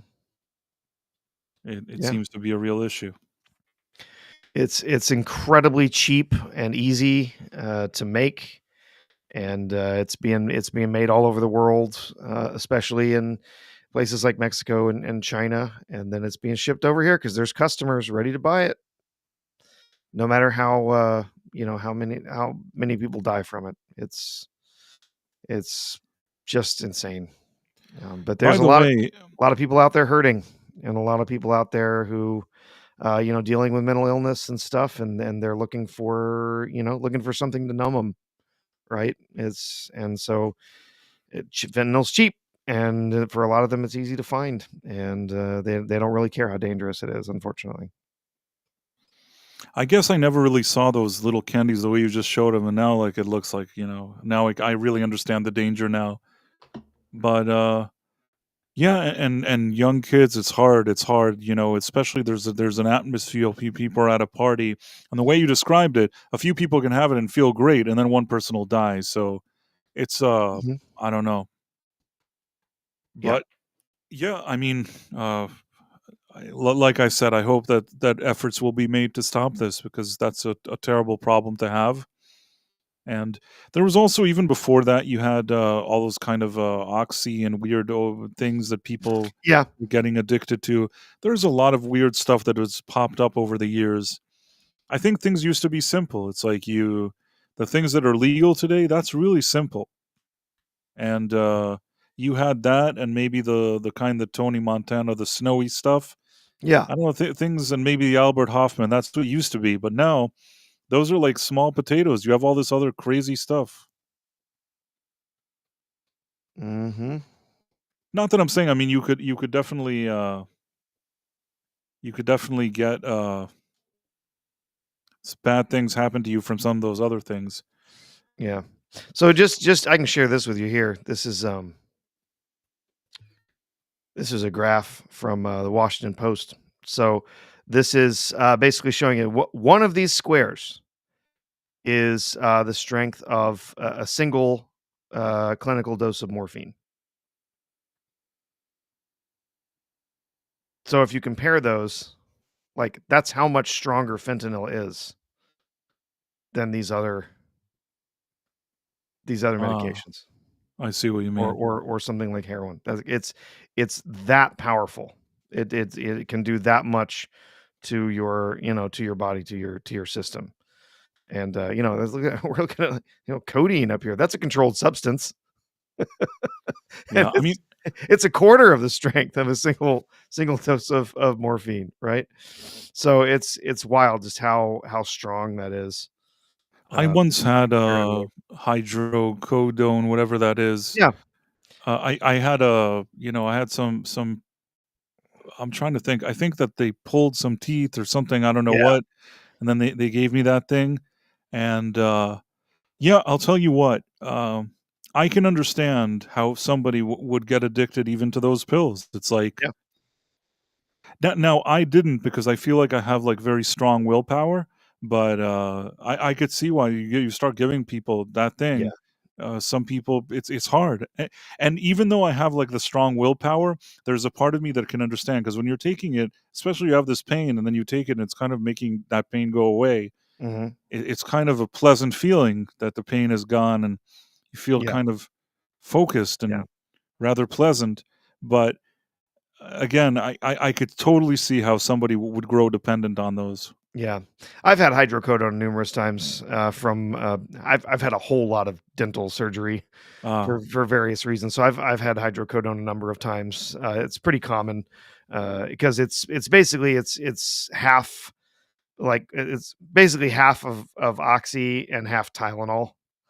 And, so it does work really well, especially for certain types of pain, including nerve pain. And so, yeah, I've had that numerous times. Yeah, I don't have an issue with being addicted no, to I'm medications and able to, stuff. but because I took it in that moment, I thought to myself, I could see But how yeah. I could understand if somebody did. You know what I mean? Like, Oh, I yeah, guess it's I impressive. yeah. I mean, I guess that's what I'm saying. Yeah, but But yeah, when you start to look at some of those other medications and things like fentanyl, how powerful that can potentially be. You can see why people Sears would be really, yeah. Sears sold H kits. Now the thing is that back in the day, if you look at these kind of, I think that if you look at these kind of old cough syrups or things like that from the 1800s, Oh yeah. they're like now with H, you know what I mean? Now with this, now with that. They threw in whatever they wanted to into those. There was no like regulation. Uh, I think that the guy that made Coca Cola, I think that he was injured in some kind of war, maybe in the Civil War. I don't know what it was in the war, and he came back and he would try a bunch of crazy things, like you throw like that in there and all these like different things. He was trying to create a formula that would help him forget, like to help him alleviate the pain that he had. That's why I think he started with Coca Cola, Hmm. and then eventually, like there was also the coca part was there was Yeah. Yeah. like the white powder Yeah, leaf and they had to take that out right. eventually, I the I coca leaves. So I what is it? Were fines, marching powder. It all I wasn't know that, is, but you did have some of that in there, yeah. out of sheer curiosity, I wonder what would happen if, like, you and I drank the original formula, like the one that the guy with the Civil War thing that he Yeah. sat in his like makeshift lab and concocted all these things, like the original formula. I wonder what would happen to us if if we drank it. One has to wonder what would happen. It was probably a very different experience than the one that you get today. Mm. Oh, Marla says she had numbing cream only when she had some teeth pulled a couple years ago. Yikes. That's not good. Yeah. Yeah, but I don't know how we got into all this weird recreational conversation Yeah. thing. Where were we? What else were we? Uh, Jeff Bezos. Jeff Bezos. oh, but yeah, let's move on. Let's talk about Let's the move on. destruction raining down upon one of the most storied franchises in movie history. Let's talk about that. I wonder what people listening thought to themselves. First of all, I apologize. We took you down such a dark road. What started off as like Kash Patel ended up like a whole roller coaster of strange things. So thanks Bolivian for marching for powder, Jeff Bezos. How are these two things connected? I don't know. Let's find out. if nothing else, this is probably our most random stream. Where we went to like the Right. craziest places. So now we're at Jeff Bezos that he's basically Amazon have purchased Bond. Yep. Yep. Oh, you're saying it's the most random stream, yeah, but we haven't started talking about people hanging from doorknobs yet. So No, we didn't I get think there. we still haven't quite reached the heights of some previous We haven't gotten there yet. streams, but we're close. We're No, awfully we're getting close. close. We're getting Without robot head here, it's not the same. But yeah, we'll Robot had finally posted a video today. You know that for a yes, he's while been out for a while. I noticed. he's yeah, I couldn't find him. You know what I mean? And I was happy to see his video today. So that was nice. So Amazon MGM Studios announces new joint venture with Michael G. Wilson and Barbara Broccoli for James Bond franchise rights. Basically, Amazon went to the people that held the rights for Bond. They were already like partners, but they didn't have creative control. Amazon, they paid them $1 billion, took creative control. Now Amazon are fully in charge. I saw the name Jennifer Salke being thrown around. She was the one that was in charge of the Lord of the Rings disaster. So Yep. I don't have a good feeling, and I'll tell you why. And I was thinking about it. I feel like Amazon, usually the only time something works out well for them is when they didn't intend for it to turn out well. Now, what do I mean? Things that they have little faith in, like Reacher season one, or like, Fallout, or something that they don't care about. They don't Yep. even know anything about it. And they're like, oh, this is crappy. And then suddenly it does well. Those are the only ways something can do well in Amazon. Anything that they had like Wheel of Time or the Lord of the Rings, those are things that once you have all those chefs in the kitchen, they end up ruining it. So I'm very wary about them being in charge of James Bond. Some people said maybe Jeff Bezos, he learned from his mistakes with the other franchises and now he's not going to make a mistake. I don't know. I would hope so, but I don't know. And it's a shame. I saw that I guess he put a poll today that he's like, oh, who do you want to be the next Bond? Yeah. And I think that everybody was writing Cavill.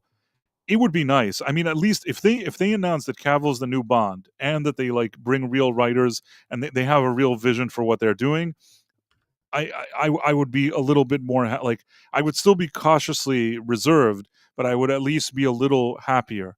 But I think that they're not going to do that. They're going to choose some annoying, dumb actor. There's that actor from that movie with the gay tennis players and Zendaya. They wanted to Josh O'Connor. I don't know what they wanted him. I think it would be terrible if that guy. Yeah, this Mr. whole Phobos says anything that gets Jennifer Saki's attention is effed. I agree. I oh mean, geez, yeah. it's not a good sign. I have very little faith in her. Hold on one second. I wanted to show this. Where is it? So Istophobos sent a super chat for $2. Rock and roll, drugs. Now where's the sex? Wouldn't you like Uh, to know? that's an interesting question. Well, usually when there's rock and roll and the other stuff, then somehow that somehow appears as well. Usually, I would assume. Not for us. We're just like middle-aged men, but probably for somebody. Oh, yeah. So yeah, Henry Cavill. I mean, that would be interesting. We know that Amazon already has an existing relationship with Cavill, right? Because he's going to be working on that new Warhammer 40K series. Isn't that an Amazon project? Yes, David Hogg is the next Bond. I don't even understand who's David Hogg. That is it like Boss Hogg? Huh? I don't know who David Hogg is. Idris Elba. I don't think it's going to be Idris. Somebody Da- says Cynthia I mean, Erivo. I don't know an actor David Hogg. The only David Hogg I know about is that complete dork that got the job as the vice chair for the DNC.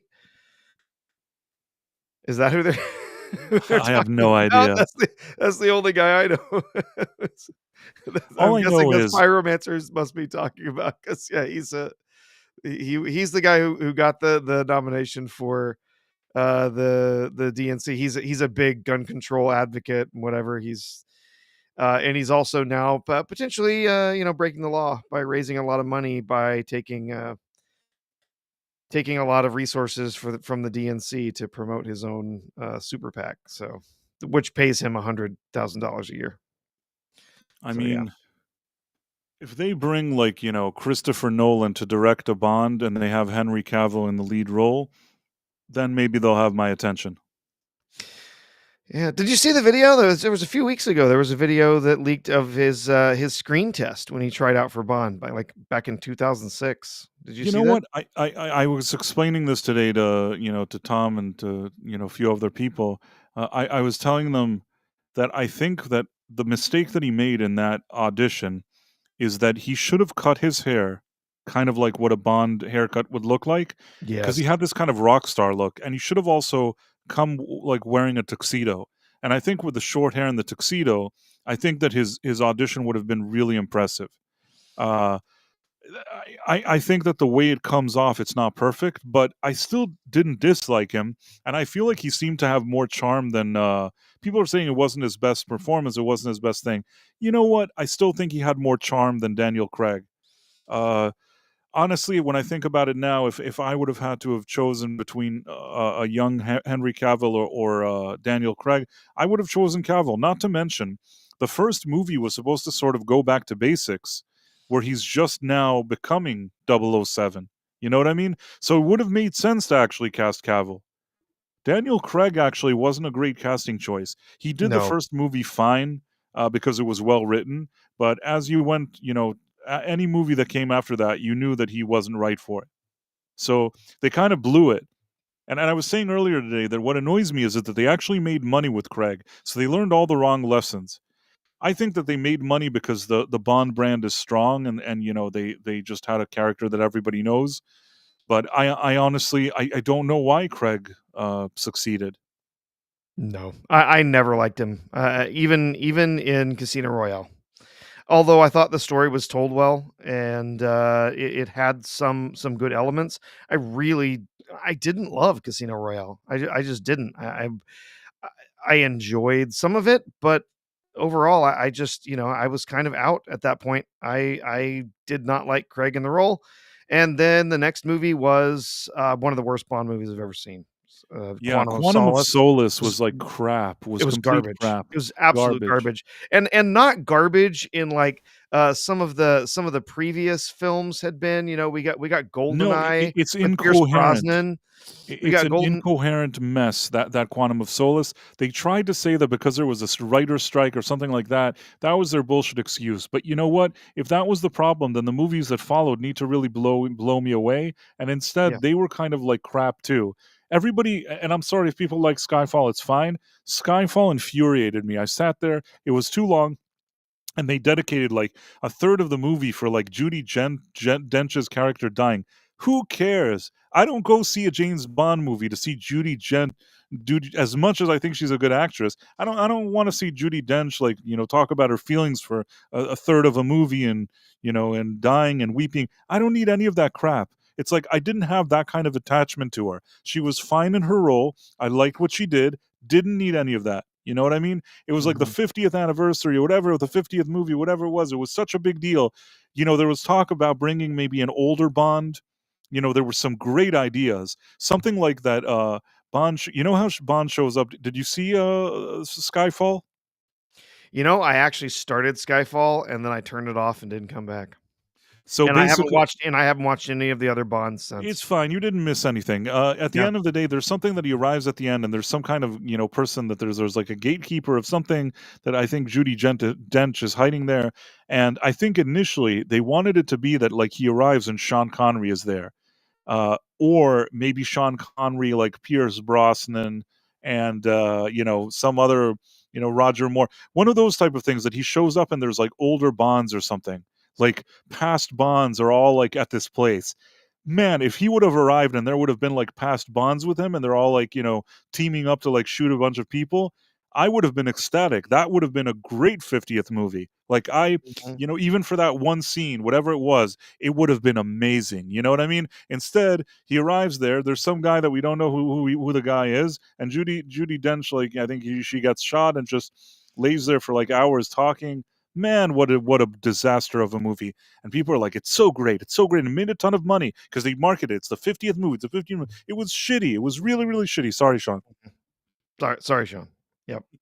No, I mean, honestly, if I wanna watch James Bond, I'm gonna go back and watch Sean Connery, Sean Connery. That's the or number I'm gonna one go back Bond. and I'm gonna pick up some Roger Moore. He had some fun movies. Yes. Definitely went a little bit goofier with his run, but, it was still enjoyable and there were still some fun stories. Timothy Dalton, I love Timothy Dalton. I actually think he's a great actor. I just thought the scripts he got for his films were terrible. He Uh, also he wasn't he wasn't playful. You know what I mean? I think that yeah, he wanted it was taken very serious. he was He too was doing the role. serious, too serious. Yeah. I think Timothy Dalton is a good actor, and Mm, I actually probably would cast him as a Bond villain. Meaning, I mhm. would have liked to have seen a movie where the villain is, let's say, like Timothy Dalton. He would have nailed it. It's just as Bond, he's so serious. He's so serious, and it's too much. You need a little bit of playfulness, a little bit of kind of this lighter charm. And I think that he wasn't having it. He wanted to be super serious. Yep. So that's my my takeaway from the Timothy Dalton movies. Still, I think in more recent years, a few times I ran into his movies, and they were better than I had remembered. But at Yeah. the same time, he's still. I still think that like number one is Sean Connery, number two is Roger Moore, number three is Pierce Brosnan. I think that Yeah. that's my top three of Bonds. If I had to give number four, I would give it probably to Lazenby? no, Timothy Dalton, Oh, Timothy and Dalton, then okay. number 5 I would give to Lazenby, and then number 6 I would give to Daniel Yeah, Craig. yeah. I don't even know that I rate Daniel Craig. I've never liked him in the role. It was only the very first movie, Casino Royale. I saw all of it. I That was did not good. I mean, like I him thought in the role. The movie was good. It wasn't great. I wasn't anywhere close to one of my favorite Bond movies. But yeah, after Quantum of Solace, I was like, no thanks. I'm just- right. I mean, like I said, I watched part of Skyfall and then just gave up. Never came personally think that maybe it's like a tie between Daniel Craig and Lazenby because Daniel Craig, at least he did okay in Casino Royale. It wasn't really because of him, but I thought he was fine in that one. Lazenby, I don't have a lot to work with. I just have that one Just the movie. one movie. Yeah, I didn't hate Lazenby in the role. I didn't hate him. He I was fine, the but movie kind of annoyed me. I don't know why they wanted James Bond to be sensitive. There's a lot of things that they tried in that movie that I didn't like, and ironically, they tried some of the same nonsense on the Craig Bond later, and making him more emotional and have feelings and stuff. I didn't need any of that. I like it. I like Sean Connery. Sean Connery is and Roger Moore understood the assignment too, even if he was goofy. And Pierce, they bring just enough charm, just enough playfulness, just a bit of humor. And there's the ladies, and they understand, the fantasy element of that character of what the whole thing is supposed to be. They get it. Whereas the yeah. other three, I think, were never fully there. I really did like Brosnan in the role. I thought he had some really good performances in there. Unfortunately, only the script for his first movie was any good. Uh, Goldeneye yes, was good. Goldeneye Yeah, was good. It was a good movie, and then we got Tomorrow Never Dies, which was sort of half good. right. I think that each movie of his, like, there was a dip in quality in the writing, but his charm and personality and his presence kind of helped carry that series, his Yeah, movies, even when the scripts weren't great, yeah. except for maybe the last one. Oh, Die Maybe Another Day was just Die appalling. Another Day is really a problem. He did his best. It wasn't because of him. Yeah. He didn't do anything wrong, but man, that script wasn't Yeah. good. The I Die saw Another I Day one. saw all of Brosnan's films in the theaters because I really did like him in the role, and I thought he had a lot of fun with it. And, I really did enjoy GoldenEye, sort of enjoyed Tomorrow Never Dies. The World Is Not Enough, I was just like, "Oh, this is terrible." The plot was all over the place. And then Die Another Day, I was like, "Wow, I can't believe this got this bad." I was just sort of literally just sitting in the theater, like, with my head in my Yeah, no, hands, that just that looking that like, was "Oh that my one was really, god, that wasn't great. Uh, wow." Jeanette says, honestly, with any property Amazon acquires, it's all just one big Halo series, just direct. I agree. Yeah. Yeah, Uh, Fallout turned out Yidhus okay, but yeah. Yudhis says Lazenby is a better Bond even with one movie. By the way, I just want to say that because I say it at some point. If you're watching, whether you're watching it on Rumble, which is kind of our headquarters, or any other platform like YouTube, if you're watching this and you're new to the channel and you're enjoying what you're seeing and you're enjoying hanging out with us, please make sure to like and subscribe if you're on YouTube. And if you're on Rumble, then of course follow and like. That would be great. So I guess Yeah. take a second now to do Yeah. that if you feel like it. Of course, no pressure. Just click on Yeah. the button that says subscribe. I'm not pressuring you to do that, but if you do that, if you Yeah. do that, good things will happen to you if you click on the subscribe button. That's all I have to say. Oh, well, yeah, so Amazon taking over. Oh man, I just don't know.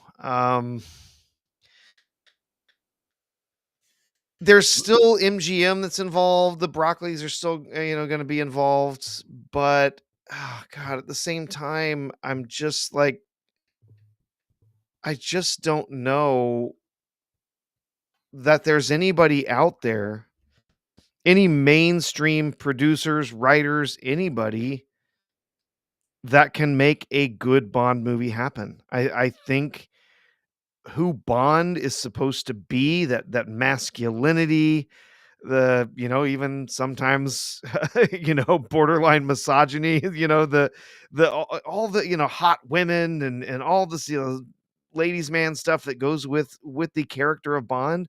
I don't think that anybody is going to embrace that when they're making their movies. I think they're going to try and run from that as much as they can. And I think that Amazon is also going to try and do all sorts of weird stuff with it. I'm sure they're going to try and we're going to do a series about Q. We're not going to talk about James Bond. We're going to do a series about, it's like, no, I don't want to see a series about how Q learned to make exploding pens and Like an action laser adventure watches. movie with Moneypenny. Oh God, yes. That's gonna happen. I can totally see it. There's gonna be like a poster. It'll see like Moneypenny, and it'll be some bullshit. Sorry, Sean. Kind of like ballerina. We're just gonna get Right. money penny. Moneypenny. We're gonna see a poster. It's gonna say Moneypenny. That's gonna happen. Uh, Empress NM says the Pierce Brosnan era was the beginning of the modernizing Bond. I guess. Uh, Yeah, they did do some of that, especially in some of the later of his films. Yeah. somebody said if Daniel Day-Lewis could have pulled off the comedic side, I don't know, but I think I've said this before. I've probably told you this before that I once met Daniel Day-Lewis. It's a Yeah. wonderful experience. I did. I actually. I don't know if I shared this, but this is so stupid. I I basically had a smoke break with Daniel Day-Lewis. Oh yeah. This was Yeah. many years ago, Yes. but not recreational, just regular. Just regular old smoking. Yes, he was very nice. We had a conversation, and I don't know. It was just such a. It's probably the best actor that I've ever spoken to in person. I think. Hmm. Yeah. He's extremely talented. He's had a lot of success. Really great actor. Yeah, no, and he seemed really cool in real life. Yeah. He was wearing like a Bob Marley hat, which was weird. Okay. When I say Bob Marley hat, you know how when you see those old photos of Bob Marley, like he has this kind of hat on his head Yeah. that looks very kind of Jamaican with like the Jamaican colors or whatever it is. It was something like that he was wearing, which was kind of strange because it's not like Daniel Day-Lewis has the kind of hair that would suggest that he needs that thing. Yeah, he doesn't really need to bundle up his Doesn't need anything. He doesn't need anything, and he was wearing that hat. But you know Rasta what? He's hat. Daniel Day-Lewis. I didn't ask him why he was wearing it. He was him, and I was trying to make some small talk with him. So I think that I asked him if he, I was knowledgeable, especially at the time, about stuff that was happening, like English football, and I kind of mentioned it to him, and he gave me the impression that he doesn't really watch sports, like didn't seem to interest him, so didn't really have. I thought maybe that was like a good kind of small talk thing to do, but he didn't really watch that. And then I don't know, maybe I asked him something about where he was from, how he got from here to there. At that time, he had been married. I don't know if he still is, but he was married to Arthur Miller's daughter. Yeah. Uh, she was with him, but she didn't go outside for the smoke thing. Honestly, I had if I remember correctly, I had cigarettes and a lighter, which at that moment in that event that I was at was considered like a very hot commodity, and Daniel Day Lewis, as I guess that interested him. Hmm. So I Okay. was in the right place at the right time. And yeah, what happened was is that but before before he left, he walked up to me and he said he shook my hand. He said it was so nice to meet you. And man, like that guy is such a good actor. I believed he really meant that shit. Sorry, Sean. Like I really believed him. He delivered that line so well. Like I wanted to give him an Academy Award on the spot because I'm thinking to myself, this guy didn't enjoy talking. He didn't. He just wants to go and he hopes he never sees me again. But the delivery of the line was so good. Like I almost believed it. So yeah, that was my Daniel Day-Lewis story, that he was wearing the Jamaican Bob Marley hat, and like I said, I was the right man at the right time at an event, and yeah, pretty cool. That's I funny. will say that I have some cool, random stories like that I've Yeah. just met a lot of people like that throughout the years, but I know. I mean, I probably a lot of these moments, they mean more to me than they do to the other people. Because like, for me, it's like I remember them, they probably don't, but you know what I mean? Yeah. Well, the closest I got to that one time. So one time I went to see a live show for Mystery Science Theater 3000. Of course, huge fan of that show. Went to go see their live show, and I had to park in a really weird spot. And so I was walking over to the theater, and I had to walk through a couple of alleys. and I came through the alley, and there was just a dude kind of hanging out in the back, smoking, and just regular smokes. And I was just like, "Oh, hey," as I was walking through, and he kind of nodded at me, whatever, and went back to whatever he was on the phone or whatever. And then kind of kept going around, and it was only afterwards I realized it was one of the guys in the show. That's funny. Because I saw him with him, I'm like, "Oh, hey, yeah, oh." Like, I didn't recognize him, like, he had a hat on and a coat and everything, and it was just like, "Oh, it's that guy." That's funny. That happens sometimes. Yeah.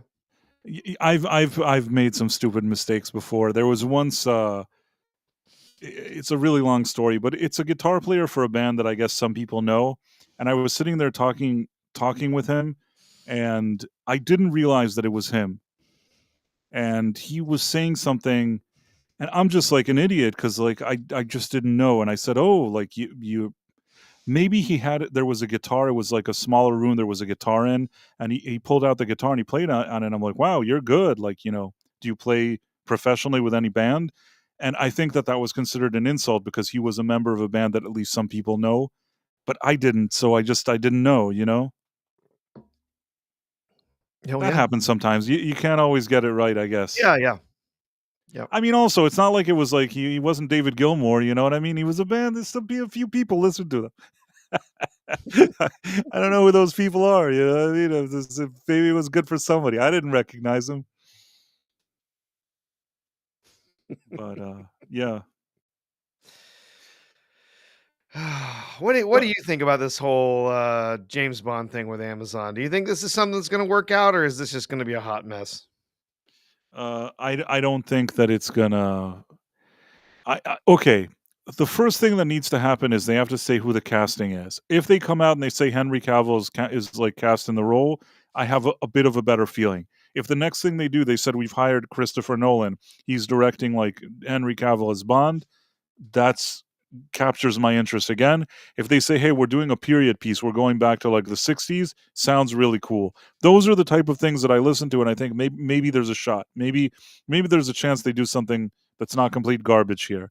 But otherwise, if they come out and they hire that guy with the ears from the Gay Zendaya movie, that's a DOA. That Josh O'Connor, I would never in a million years want him to be Bond. He is not, in my opinion, he is not Bond material. I would never hire him in that role. Yeah. Mm. All right, people want to know what band it is. I can say it. Should I say it, Professor? What should I do? Oh, just go for it. There's a band called Bush, Ah, okay. and I was so I again I've told you before that I used to be involved in events, and sometimes those events and these companies that I work for, it also there were special events, and we'd book sometimes like we'd bring entertainers to perform. These were sometimes corporate situations and things like that. That was kind of my one of the things that I did at some point in my life is sort of a want to say profession.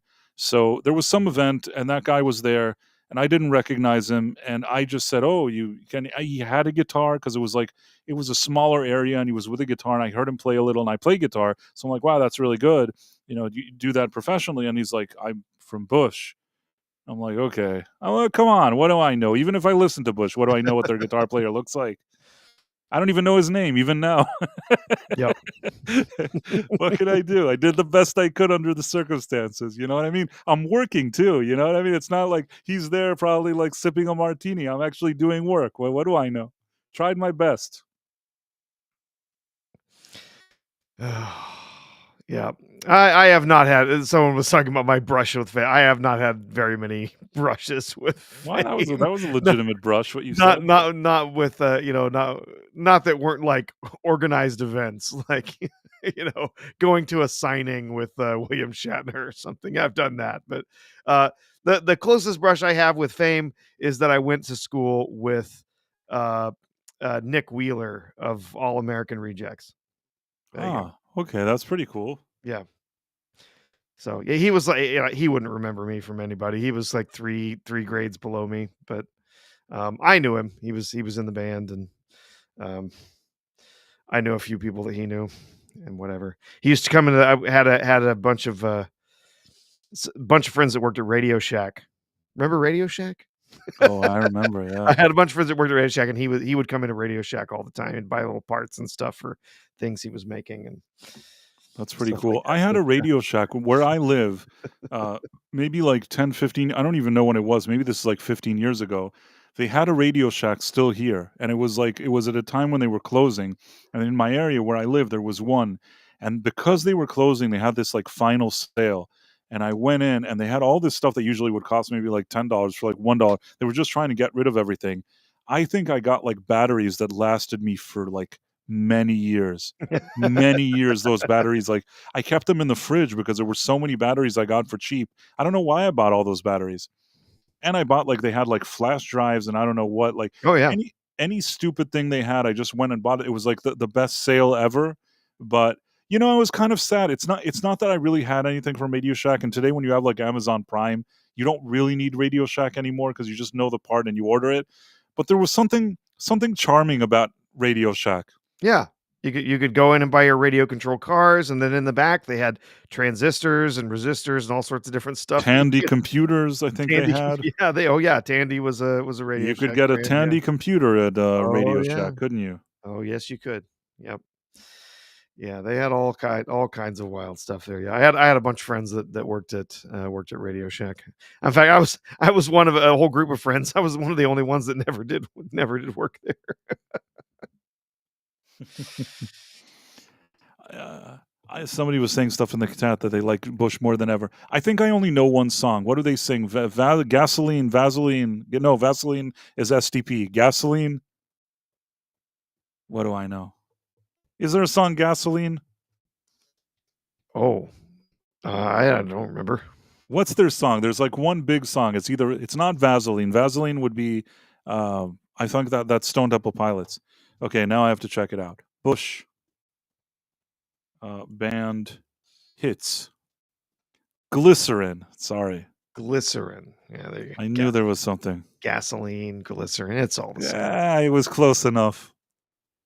I can't even remember who was in the band, so I'm gonna listen. We're gonna remember the song. So yeah, but you know what? I've heard their music before. It's pretty decent, kind of grunge style music. It's just they're not at the forefront of the bands that I would listen to all the time. I think that I'm more into like Stone Temple Pilots, more into Alice in Chains. I'm trying to think, like, Soundgarden. I liked Soundgarden. Pearl Jam, their first album, was good, but then it kind of went downhill there. So yeah, I like a lot of grunge stuff, and I think that this Bush band, they kind of have that grunge sound, but not exactly. But they're pretty cool. They're not a bad band. Just not as knowledgeable about them. Audio Slave, that's a good band. Yeah, Vaseline as SDP. No, Vaseline. No, I've blown my mind. Something like that. Mm-hmm.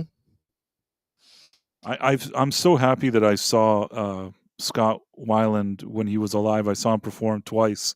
Once with Stone Temple Pilots, and then later with Velvet Revolver. And man, that guy was talented.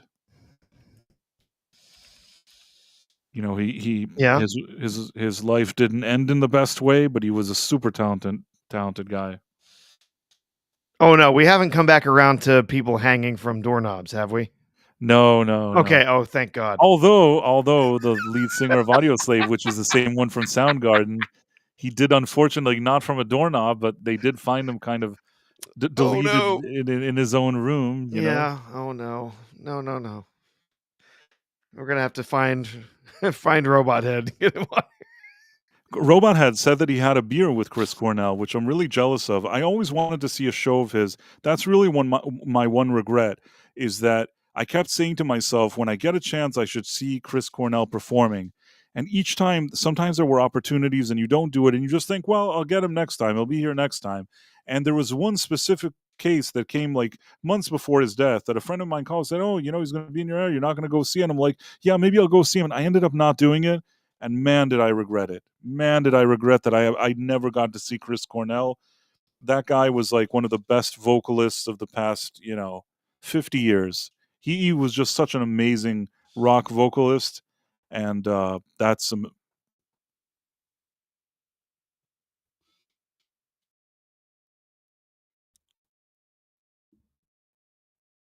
Oh no, where'd Price go?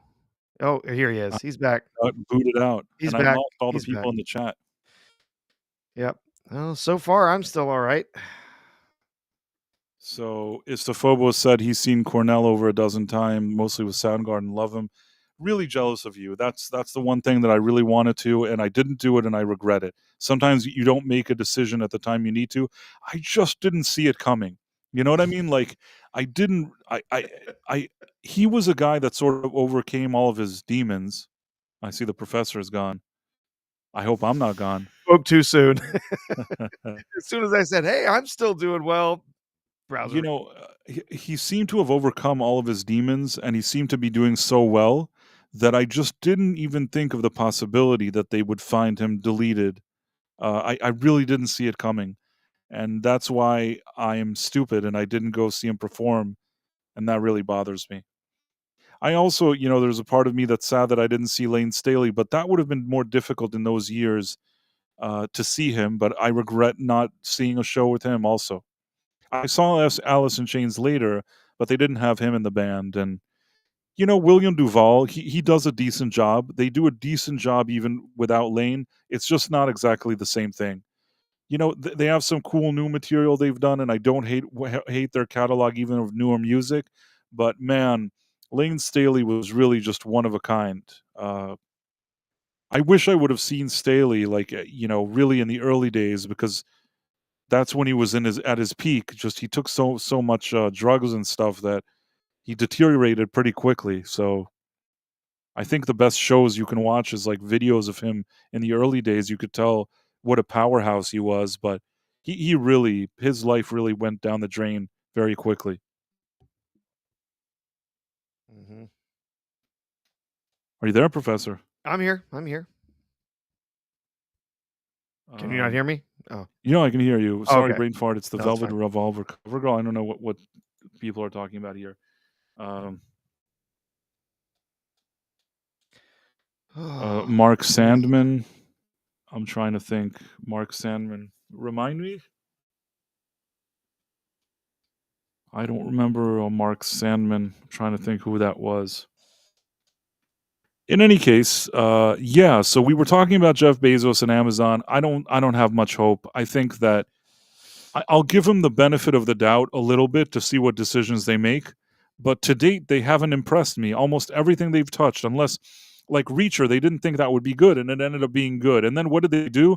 I don't know how. There's a season 3 premiere today, and I have to go watch some episodes afterwards. I'll see if I don't fall asleep.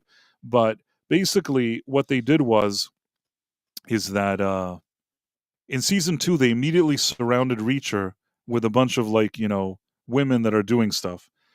There's nothing wrong with that, and maybe there's a book that justifies it, but I really liked the first season that he was kind of this lone guy fighting off people and doing his own thing. And then in the second one they quickly went to like several women like around him doing stuff.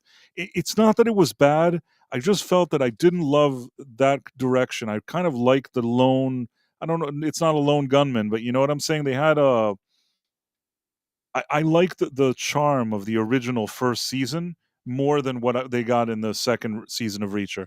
Second season of Reacher was really a dip in quality, and I wonder if the third season they're going to make it interesting or not. Did you watch season 1 and 2 of Reacher? Nope, I've never had an interest in Reacher, so I've never really bothered to watch. I've Oh, heard that's good things, but it's just one of those like uh one of those situations where like there's only so many things you can consume, and so you know what though, that never got first back to season, it. that the first season is very enjoyable. I Yeah, I okay. would actually recommend it. It's like Okay. a good old fashioned guy shows up in a town, doing his own thing. He has muscles. He's beating people up. I mean it in a good way. It's like a throwback to when like you had some cool action stuff going on. really like what they did with the first one, and the second one, man, they didn't manage to continue the momentum. It's not a disaster, the second one. It just doesn't feel as good as the first. And my theory is I feel like in the first season, they didn't think that it would do well, Amazon, and they didn't care about it. So whoever made it just made it the way he thought it would be good, which is why it came out good. And then once they saw that something good was happening, I feel like several executives walked into the room and started, you know, making some decisions. Same way I felt about Squid Games. Like the first Squid Games came out good, then like a bunch of executives came out with like some demands, and the second one isn't a complete disaster, but it's still not as good as the first. Hmm. Okay. Yeah, it might be something I'd give a shot when I Uh have the chance. so Sure. Istofobo says Mark Sandman was the singer and the two-string bass player for the band Morphine. I don't remember them, but yeah, I'm sure they're fine. Uh What's the Kash Patel's Operation Price Teams is messing with the stream.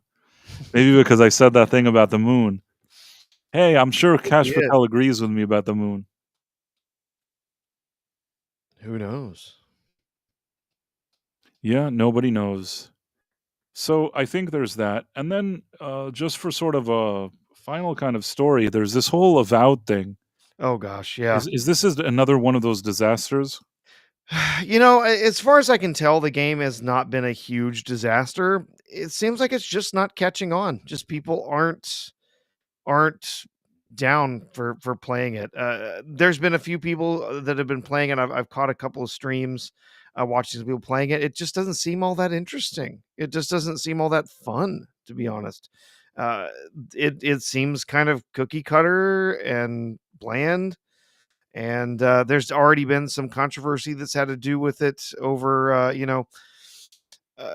some DEI stuff that's been thrown in there, and the creator of the game arguing with Elon Musk about video games and stuff like that. And so yeah, there's been quite a few people who've just said no thanks, right? Just not interested. But of course, not long after that outburst, it was the art director, Matt Hansen, after his wild outbursts and arguments with Elon Musk on social media. Um, he's basically gone media silent.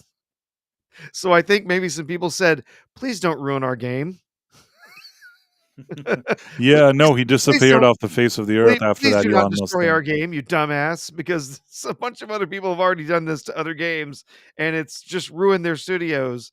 And, I there definitely have been some people that have had that reaction. There's no interest in it whatsoever, thanks to that.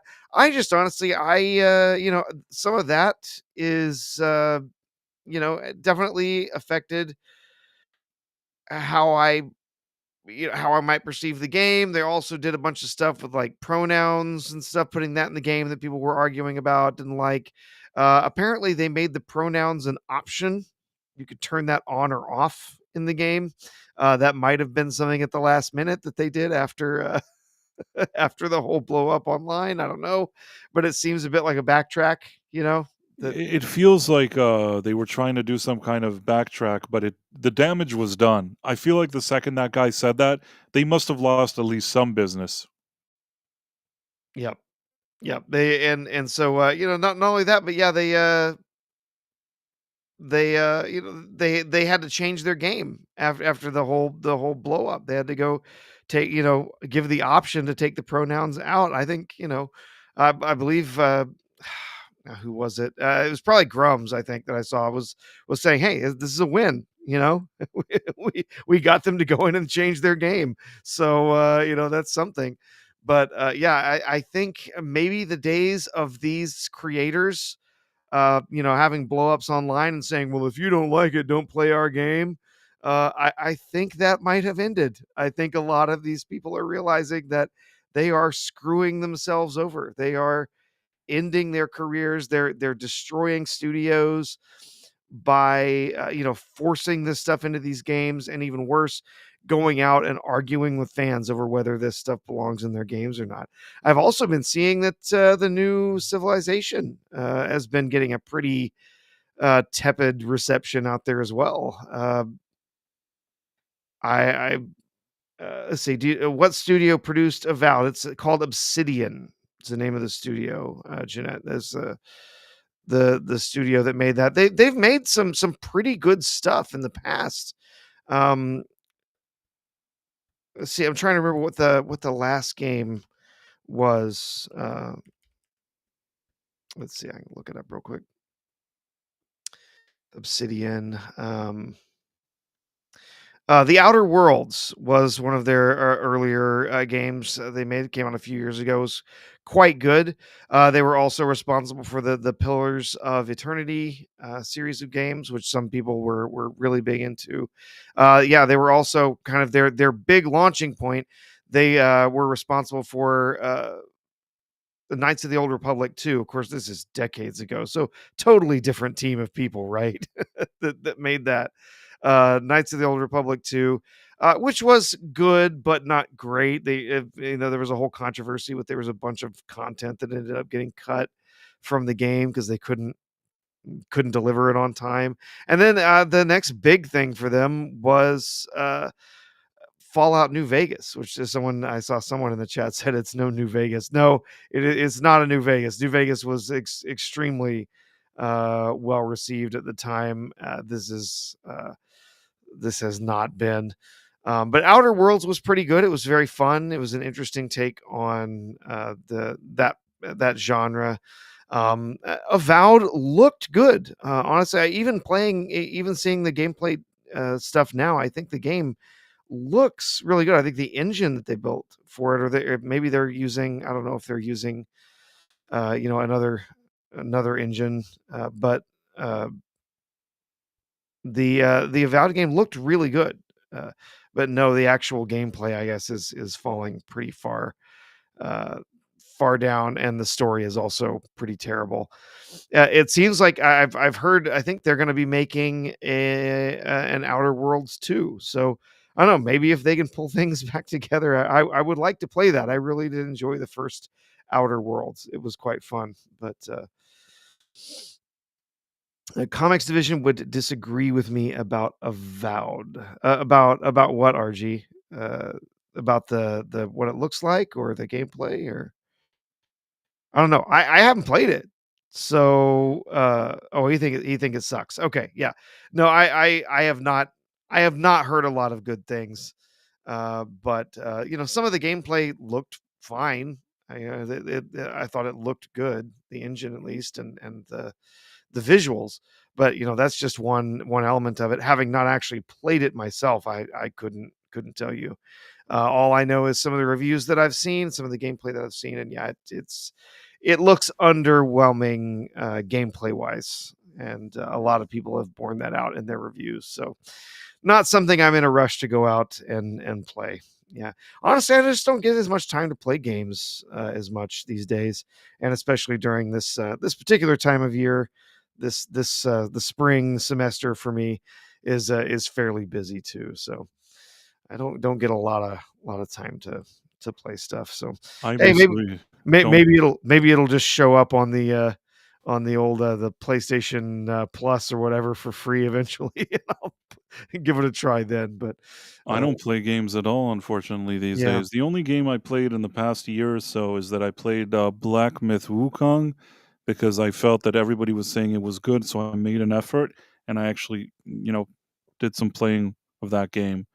Uh, pretty good, th- pretty fun game. yeah, it is, and I liked it. I wish I had just time to do more than I do, but I can't start getting into that at this moment. Maybe there will be a moment where I'll be able to do more of that, but I can't like now just suddenly do games all the time just because my mind is somewhere else. So maybe at Yep. some point I'll do more of it. But Yeah, when I get an opportunity, it's still something that I enjoy and have fun with. But honestly, recently I've been playing a lot more old games. Someone Phantom Monk was saying playing some older games. So yeah, that's honestly I've been getting into more of that because there's just the new stuff coming out is not all that enjoyable, and it's so expensive, to buy games now, and I'm not dropping $70 on some mediocre chunk of something that when I could go back and play an older game. Like, I have no interest in buying. I love Civilization. It's a great series.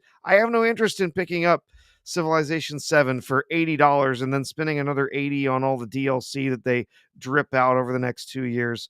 Uh, I'll get it on sale later. Right now, I'll play an old version of Civilization. It's basically the same freaking game. So what do I care?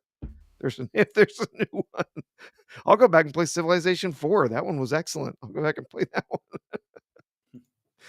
But yeah, there was something else I was going to bring up, Price. I wondered if you saw this story today. We can wrap up with this No, go ahead. Tell tonight me. here. Um, did you see this story about the head of Marvel TV talking about their strategy shift? No, I don't understand No. it. What does he So, mean? Comfort, viewing, and they're reliability. saying so essentially, they of course, we're expecting to see Daredevil Born Again that comes out in just a couple weeks' time, and, they were talking about Daredevil Born Again and what they were doing and their strategy going forward, and so now it says their TV division strategy is one of comfort, viewing, reliability. So, one, they're focusing on creating shows that they expect will last multiple seasons instead of these one-off disasters that they have to cancel after one season because they're terrible. So they want to focus on making shows that will actually support being told over multiple seasons. What an interesting idea, Price. Yeah, it's let's strange that. let's make television that's good enough to get renewed. So uh, that's one thing, but um the aim was to get back comfort viewing reliability. the fact that So, they're even saying comfort, viewing, reliability already annoys me. yeah, really the idea is that we want to be able to create they want to be able to create shows that, one, are going to be, enjoyable enough that people come back to watch them for multiple seasons. How novel. And then that, they want you to know that you're going to be able to come and watch something that, not only you can sit and enjoy it. You don't have to worry about basically, you don't have to worry about being offended or turned off by something in there. But also that you can expect that this show is not going to be just one season. It's not going to be just a one and done kind of thing. There's going to be plenty of content there for you going forward. Um, I'm just I'm blown away that this is a strategy. Our strategy is to make stuff that doesn't suck so it gets renewed I mean, and to not offend people. honestly, most of what Brad Winderbaum has done until today has been shit. Sorry, Sean. No. So basically, the best thing that he's done is that the movie Ant-Man and the movie Thor Ragnarok, on Ant-Man he was co-producer, Thor Ragnarok executive producer. That's the highlights of his career.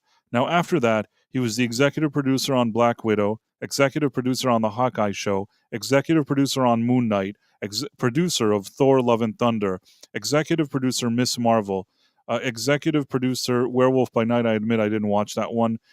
She-Hulk Attorney at Law executive producer, Guardians of the Galaxy Holiday Special executive producer. Okay, that was fine. Secret Invasion executive producer. I Am Groot. I didn't see that. I don't, what is I Am Groot? I didn't see that. Did you Oh, ever? I Am Groot? It was a series of shorts that was released on Disney Okay. So Plus.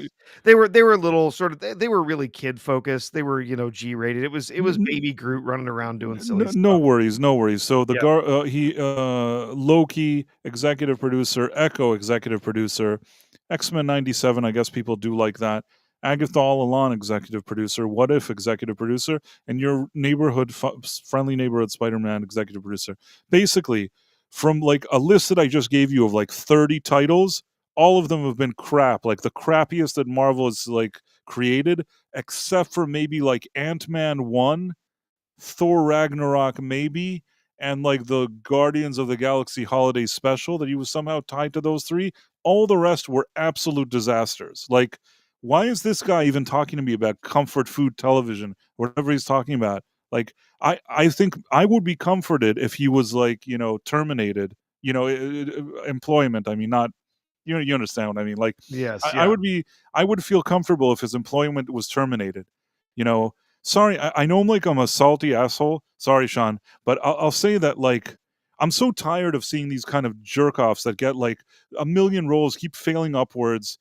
I see these people and I've seen them for years, and there's people out there that really have much more knowledge and much more much more to contribute, and those people usually never get the jobs. It's always these jerk offs that they put there that don't even know what they're doing. So sorry, this Brad Winderbaum, I'm not impressed with him.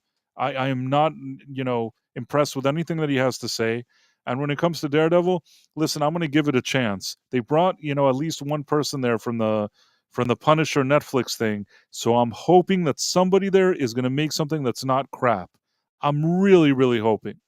I'm hoping that it's pretty much the only chances that Daredevil Born Again is going to be good is actually in spite of Feige and the idiots that he has around him, in spite of all of them, somehow somebody's going to come in and they're going to let him do something good.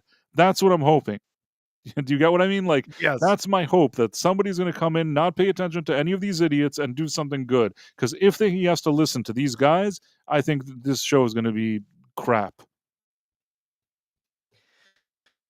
Very likely. I mean, I guess I really want this show to be good. I do. I want this show to be good. Not that I'm a huge Daredevil fan. It I just I'm just I tired of loved the original show. I thought it I'm was just great, tired actually. tired of bad TV. I thought the Netflix show Oh was no, the really good. Netflix show. I did enjoy the Netflix show, although I never finished it. I think I watched the first 2 seasons. I never finished the last The 3rd one was actually better than the season. 2nd one, in my Okay. opinion. I Uh, actually liked the 1st one the best, then the 3rd one, then the 2nd one. okay. Yeah. Certainly something I might want to get back to. Um there was so there was I remembered there was something else I wanted to mention just real quickly. I don't No, know. go ahead, we're not in a hurry, go No, ahead. no, forgot we were talking video games for a little bit, and I remembered this, and I forgot the other thing that I wanted to mention. Very very soon, with just a month out now, we have Assassin's Creed coming out, right? Oh, that'll be funny. So we've got the Assassin's Creed Assassin's Creed game that's coming out, and everyone is falling apart on this. I was gonna try and show you the video in Steam, but it's giving me issues. So there's another game coming out Okay. on March 20th. Let's see if I can share this tab here. It's called Yasuke Simulator. I saw something about this, but I didn't understand, So it's a parody, it's a okay, got parody game. So you might know there's some other games that have come out in recent years like Goat Simulator. They're all sort of these meme games where they're very silly mechanics and and very silly goals and stuff in the game. So this is a game. It's coming from a company. The group that's making it is called History Accurate Developers. And It's they're funny. making Yasuke Simulator, and it's going to be released on the same day as Assassin's Creed Shadows. So there's a video of Yasuke Simulator here. It's kind of small. Maybe I can zoom in. We can see it a little bit better. I can But see it. you can see History Accurate Developers here is the name of the company that's developing this. It says step into 1579 as Yasuke, the African samurai, and join Oda Nobunaga in his quest to unite Japan. So, and it says a bunch of this stuff. Oh, precise katana combat, historically inspired action-packed journey. This game is absolutely ridiculous. Is there, like, any gameplay, like, aside from just this picture? Oh, okay, I see. There's a bazooka. He gets into a race car. That's funny. Is the I love audio? that somebody made this. Yes, ragdoll physics there. Uh, Yeah, there's a longer video that's on Steam, but I'm having trouble getting Steam open to play it. But yes, this No, is but it looks hilarious, oh man. yeah, it's gonna be so funny. So it's just directly responding to the backlash from Assassin's Creed and how many people are just hating on this and the ridiculousness of their arguments about how historically accurate their game is when it's just blatantly obvious. There's so much about what they're doing in this game that has nothing to do with real history, right?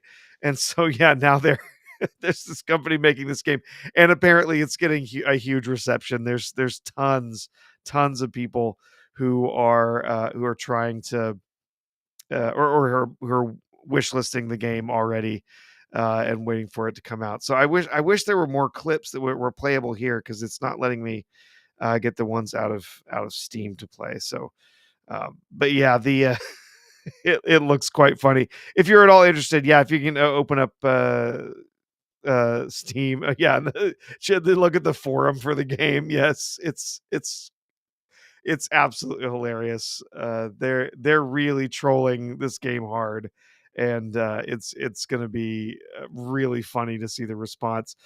Supposedly, there's some worry that Ubisoft might try to sue them, but I don't think they'll have a leg to stand on personally. No, because it's 'Cause supposedly they're it's saying it's a historical figure, so they're yes, gonna have to say that it's it's a not one. historical figure. It's actually kind of an ace in the hole, this whole thing.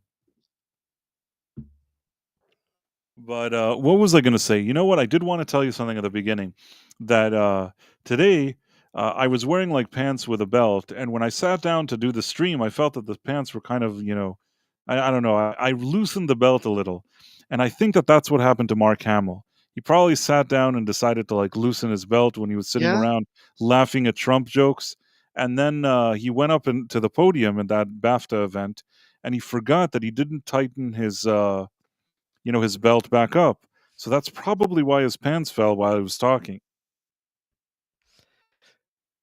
If That's if my he were theory. if he were wearing a belt with a tux, that I suppose. You can't wear a belt with a tux? You usually wear suspenders with He a didn't tux. seem to have suspenders, No, so he didn't. I Or mean, also maybe he's one of those morons that thinks that a cummerbund is a belt because it's not. but was it like a proper tux, you know what I mean? Like, I wasn't sure that he was even wearing, Yeah, like, I a don't know. proper tux. Maybe not. Maybe not. Maybe it was If just this was thought. just a situation that people were just wearing, which I'm not sure they were all required to wear tuxes, they were just wearing whatever, and he was wearing just a suit that kind of looked like a tux, maybe that's why he didn't have, because he didn't have suspenders. I agree with you. If there's a tux and suspenders, it's fine, but I didn't see suspenders, so I'm going with a belt theory that, he loosened his belt and forgot to tighten the belt back up.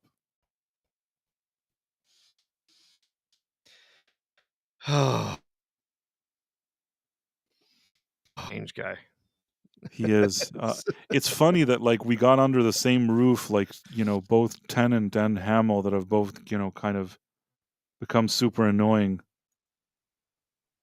And, like, Tennant was telling jokes about Trump and, like, Hamill was laughing. It was like the perfect match.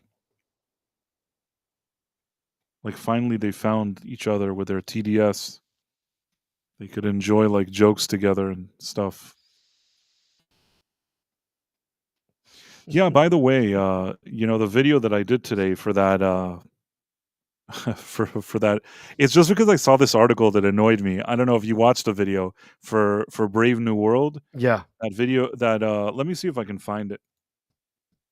Uh, let's see for a second. That was a really annoying. It was like the most gaslighting article I've seen in a very long time. You shall be my samurai, Yasuke.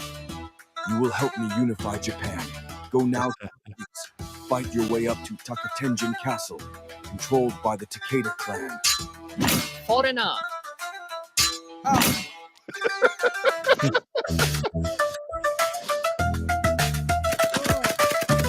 It's running around with a machine gun. There's a bazooka. Oh no, what a big sniper rifle. Yeah. I love that there's a car. That's like the best. I love the music. This is just awesome. I love this. This is very creative. There's some pictures, but they're mostly just pictures from the pictures just from that same trailer. Yeah. It's funny though. So yeah, I won't do like as much of a deep dive, but just wanted to show people in Yeah. case they didn't see the video that I thought this was annoying. So basically, it was an article in the New York Times. The new Captain America movie isn't great, but don't call him a DEI hire. And man, this was an article with some weird activist writing a bunch of nonsense. You know, I don't want to, just burden people with this. This is just such an annoying article. And they're like, they're saying, oh, like his transformation into Captain America could have easily been the MCU's version of the Blind Side. He could have been like an Uncle Tom Captain, a servile black man unquestionably putting his life on the line. What a bunch of nonsense. Who even thinks of this in like the MCU and like Marvel and comics? Who cares about this? You know what I mean? The person that wrote this article doesn't like comics, doesn't like the MCU, doesn't like movies, doesn't like escapism. This is like a pure activist writing this article. Oh yeah. No question. And the article just goes on and on and on, and it's just like they're praising how they brought Isaiah and how great that Isaiah was in that show to show like how black people are treated. Oh You yeah. know, Everyone loved Isaiah right. in I that mean, the thing show. is, that's what made that show terrible. Part of the reasons, and the other thing is, they're like, oh, it's so good that they showed like the struggle that he has as a black man. But again, he within the MCU wouldn't have that struggle. I'm not saying that there's no black person that ever struggled. I'm saying that in the MCU, if you just save the galaxy, if you're like a handful of people that's considered an Avenger, and you're like a international hero, okay, like a global hero, there is no chance if you're walking into a bank and the bank manager wants pictures of you to show all of his friends and everybody knows who you are, there is no chance that you do not get a loan. There's no chance you don't fill that boat with the shrimp boat with your sister and all that. So it just annoys me, this article, that they're like, they're basically cheering on the exact things that were wrong with Falcon and Winter Soldier and with the movie itself. And then they're like, oh, why is Disney rolling back their DEI efforts? Shut up already. This was supposed to be like a fun escapist movie, and this is a shitty, sorry, Sean, a shitty movie. And the reason they did this is because there's about to be the second weekend, and the second weekend there's going to be a really serious drop. That's why I think that a lot of articles, you saw so much spin in the past few days. Oh, it's such a great hit. They're making all their money back. It only cost $180 million to produce. No, it didn't cost $180 million. That's a lie. They're not making bank. They're going to lose a ton of money. Oh yeah, they're going to lose just massive amounts. We are not we're not going to know for a while exactly how this played out. They're going to try and sell it to us as, "Oh, look, it only cost 180 million. We made our, 390 whatever." And so so it was a, win. It was a profit that we made on it. When everybody who knows anything about how Hollywood accounting works, how the money from ticket sales works, how marketing costs and stuff, we're all going to know that no, they didn't make their money back, that they actually lost 2, 3, maybe even $400 million on this thing. And it's not going to come out for quite some time, but I think eventually everyone is going to get the full story on it. Just like we did with The Acolyte, right? Yeah. They told us The Acolyte cost, oh, it only cost 180. Oh no, actually it was more like 250. No, actually it was more like 350. I see. Oh, Yeah, I yeah. mean, they're lying all the time, and the thing is, everybody's gearing up for that second weekend between the spin with the budget and then trying to talk about DEI and I don't know what. At the end, there's nothing they can do to stop the drop that's going to be this second weekend. I feel like it's going to be a significant drop, and at the end of the day, they can try to sell whatever dumb stories they want now. Within about a month, within 4 weeks, it's going to be very clear what type of money this movie is making. And at the end, whatever the real budget is somebody, even if they try to cover it up for years, at the end it'll come out. and I don't believe it was $180 all in. I don't believe that. No, there's no Nobody way. does. I mean, even that might be the original budget, or that might be how much one set of reshoots cost. But Maybe it's the original. It's not everything together. No, maybe it's the original budget without the marketing budget. Meaning, if you add like 100 and something million, maybe together would have been 300 with the marketing and the original budget. But once you throw in, the additional reshoots, you're getting closer to 500. There's really no way around it. At best, maybe if it's a miracle, you're in the upper 300, maybe mid 400, but you could even be 500. And One Dirty Bird sent a $1 Rumble rant writing, I'm modding Borderlands 2 and loving it. Well, that's good to know. Ah, that's fun, One Dirty Bird. Yeah, we were talking about games earlier. Yeah, saying, not playing too many new things, whatever. Yeah, Borderlands 2, fantastic game. Great game. Probably the best of the series. Very good. So, yeah, so this article just annoyed me. I made a whole video, and the video just has like me reading it and getting annoyed. I don't know why I even did that. Probably people suffered watching my video getting annoyed at this thing, but it just annoyed me so much. Like, it was written by a person she's like, I'm an arts and culture critic for the Times. You're not an arts and culture critic. You're not any of that. I was telling you, people get careers that I don't know why they get it. I could be a better culture critic than her. You know what I mean? Like, it's not that I could be. I am a better culture critic than her. She is speaking about something that she doesn't even know. She's just coming from the lens of the DEI and whatever she wants to push. And it's an embarrassment. Not that I think that the New York Times is worth anything, but these guys try to pass themselves as like some fancy newspaper. And this is the person they hire, and this is the article they write. It's just a disgrace. That this isn't any kind of real criticism about any movie. It's not sharing any kind of real opinion. This is 100% pure and unadulterated propaganda. That's what this piece is. It certainly sounds like it. Certainly sounds like it. And if we're gonna talk box office for Captain America, we can wrap it up with this here. I'll share the numbers. You can see this is this right now is past the first weekend, the predicted sort of cone of performance there, and you can see that line is already drooping way down into the low end. So this has launched in every country at this point. Internationally, opening day in China, it did only $10 million.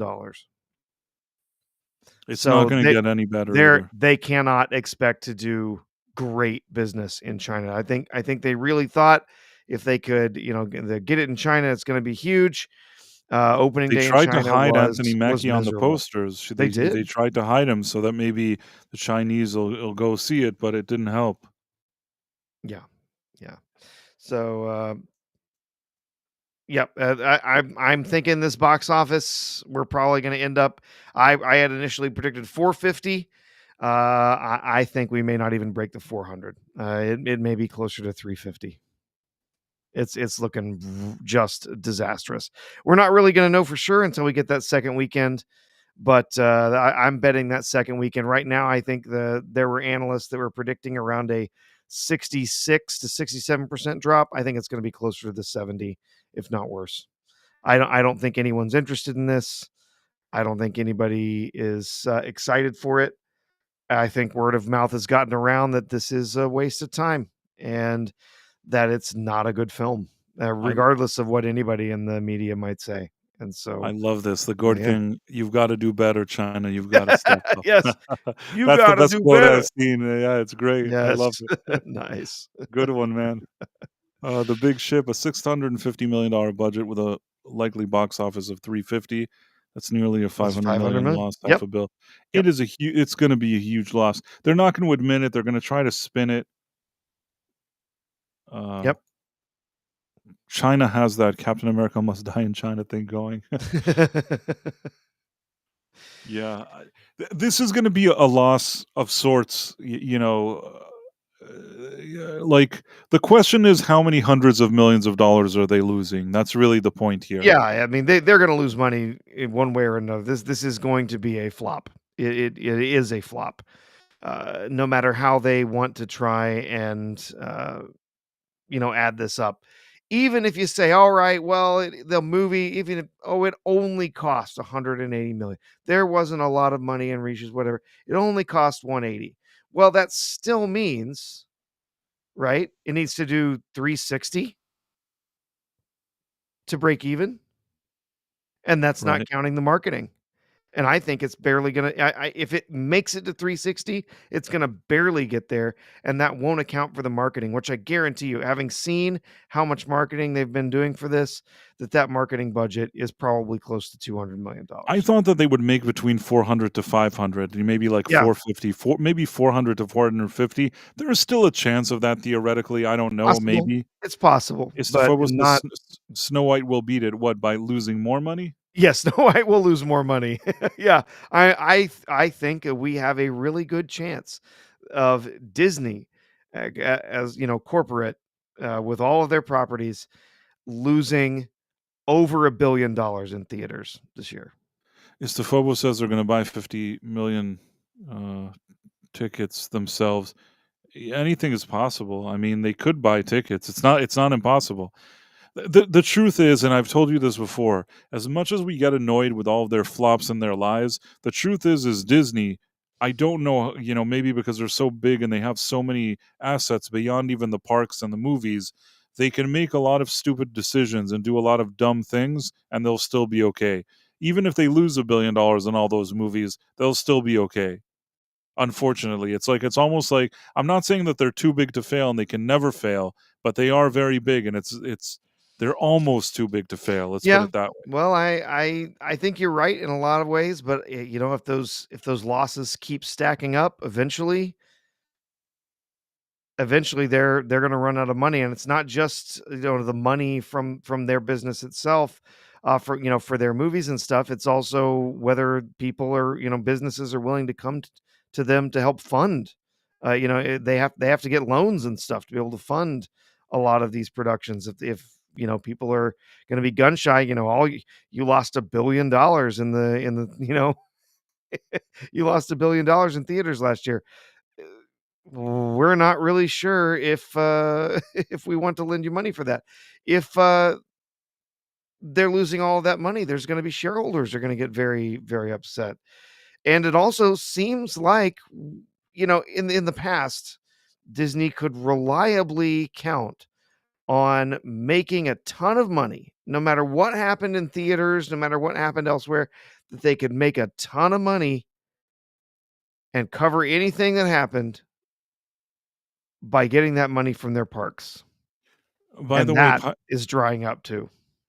true. Listen, at the end, they could get into real trouble, but for now, they've been somehow making this work even with all their dumb crap. And now, they have like they have a stake now in Fubo that they want to merge it with Hulu. There's some antitrust thing going on, but that's also a big deal. I don't know if you saw that.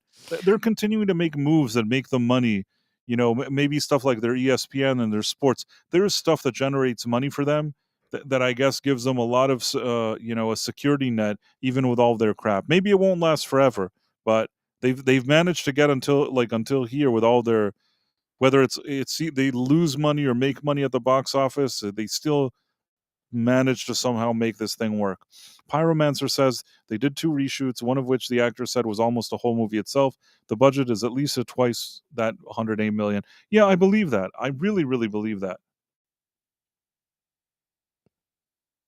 Really, very likely. Yeah. Well, we'll see what happens this weekend. Let's see what a big drop it'll be and what the next weekend will be. That'll be very telling as to what happens with this movie. After this weekend, we're all going to be very smart, much smarter, I think. Yeah. They are not going to be able to deny that this is a flop after this next weekend. I don't think it really matters how much it does. There's no way. Even if it had a moderate 50% drop off the first week, that's still not enough. It's not enough to make up their budget. It's not enough to make up everything they've spent on this just boondoggle of a film. So, yep. But yeah, I bet that drop's going to be significantly more than 50. It's probably going to be close to that sort of doom spiral of a 70% drop. So we'll see. Exactly. Yeah. I tend to agree with you.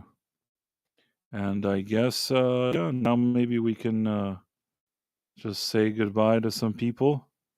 Yeah.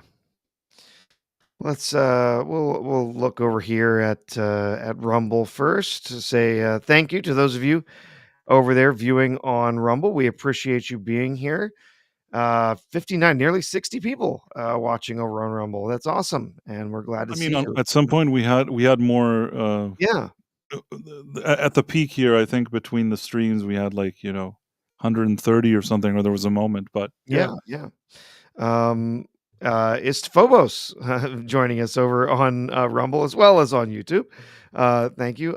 One Dirty Bird, who we also got a Rumble rant from. Thank you again. We had a Kivo 1961, a regular around here. Price of Reason on Rumble. Thank you. Phantom Monk, Eraserhead, Hypno Crab, somebody we've started seeing around regularly. Nice to see it. Dude Bro Seth 420, another regular here. Uh, uh, let's see. Folsom Lockdown, good to see you. Kivo 1961 did give us a Rumble rant. We'll give you another thanks for that today. We saw, let's see here, Pyromancer. Trying to make sure I shout out everybody. Tim Hayes was joining us over there on Rumble for a bit. Good to see you there. And I think that's just about everybody that we got visits from over there on Rumble. So a lot of regular faces, regular names that we've seen over there. It's nice to have you visiting us again. So YouTube's going to be a little rougher. We both got reset at one point, so we lost our big record. But we know we had a few different people here. Marla Sharondoff joined us earlier. I'm seeing Jeanette. Eraserhead again and modding for us over there on YouTube. Phobos, Argentum, Common People. Hey there, Common People. Good to see you. Mars Monkey Max, Joshua Culkins. Let's see. Empress in M. Jonathan Conroy. The Gourd King joining us. Good to see you, Gourd King. The Big Ship, always great to see you, Big Ship, a big supporter of the channel, and we appreciate your being here. Let's see who else. I think I said Jeanette. Tim Hayes also joining us on YouTube. Argentum. Stephen Mack.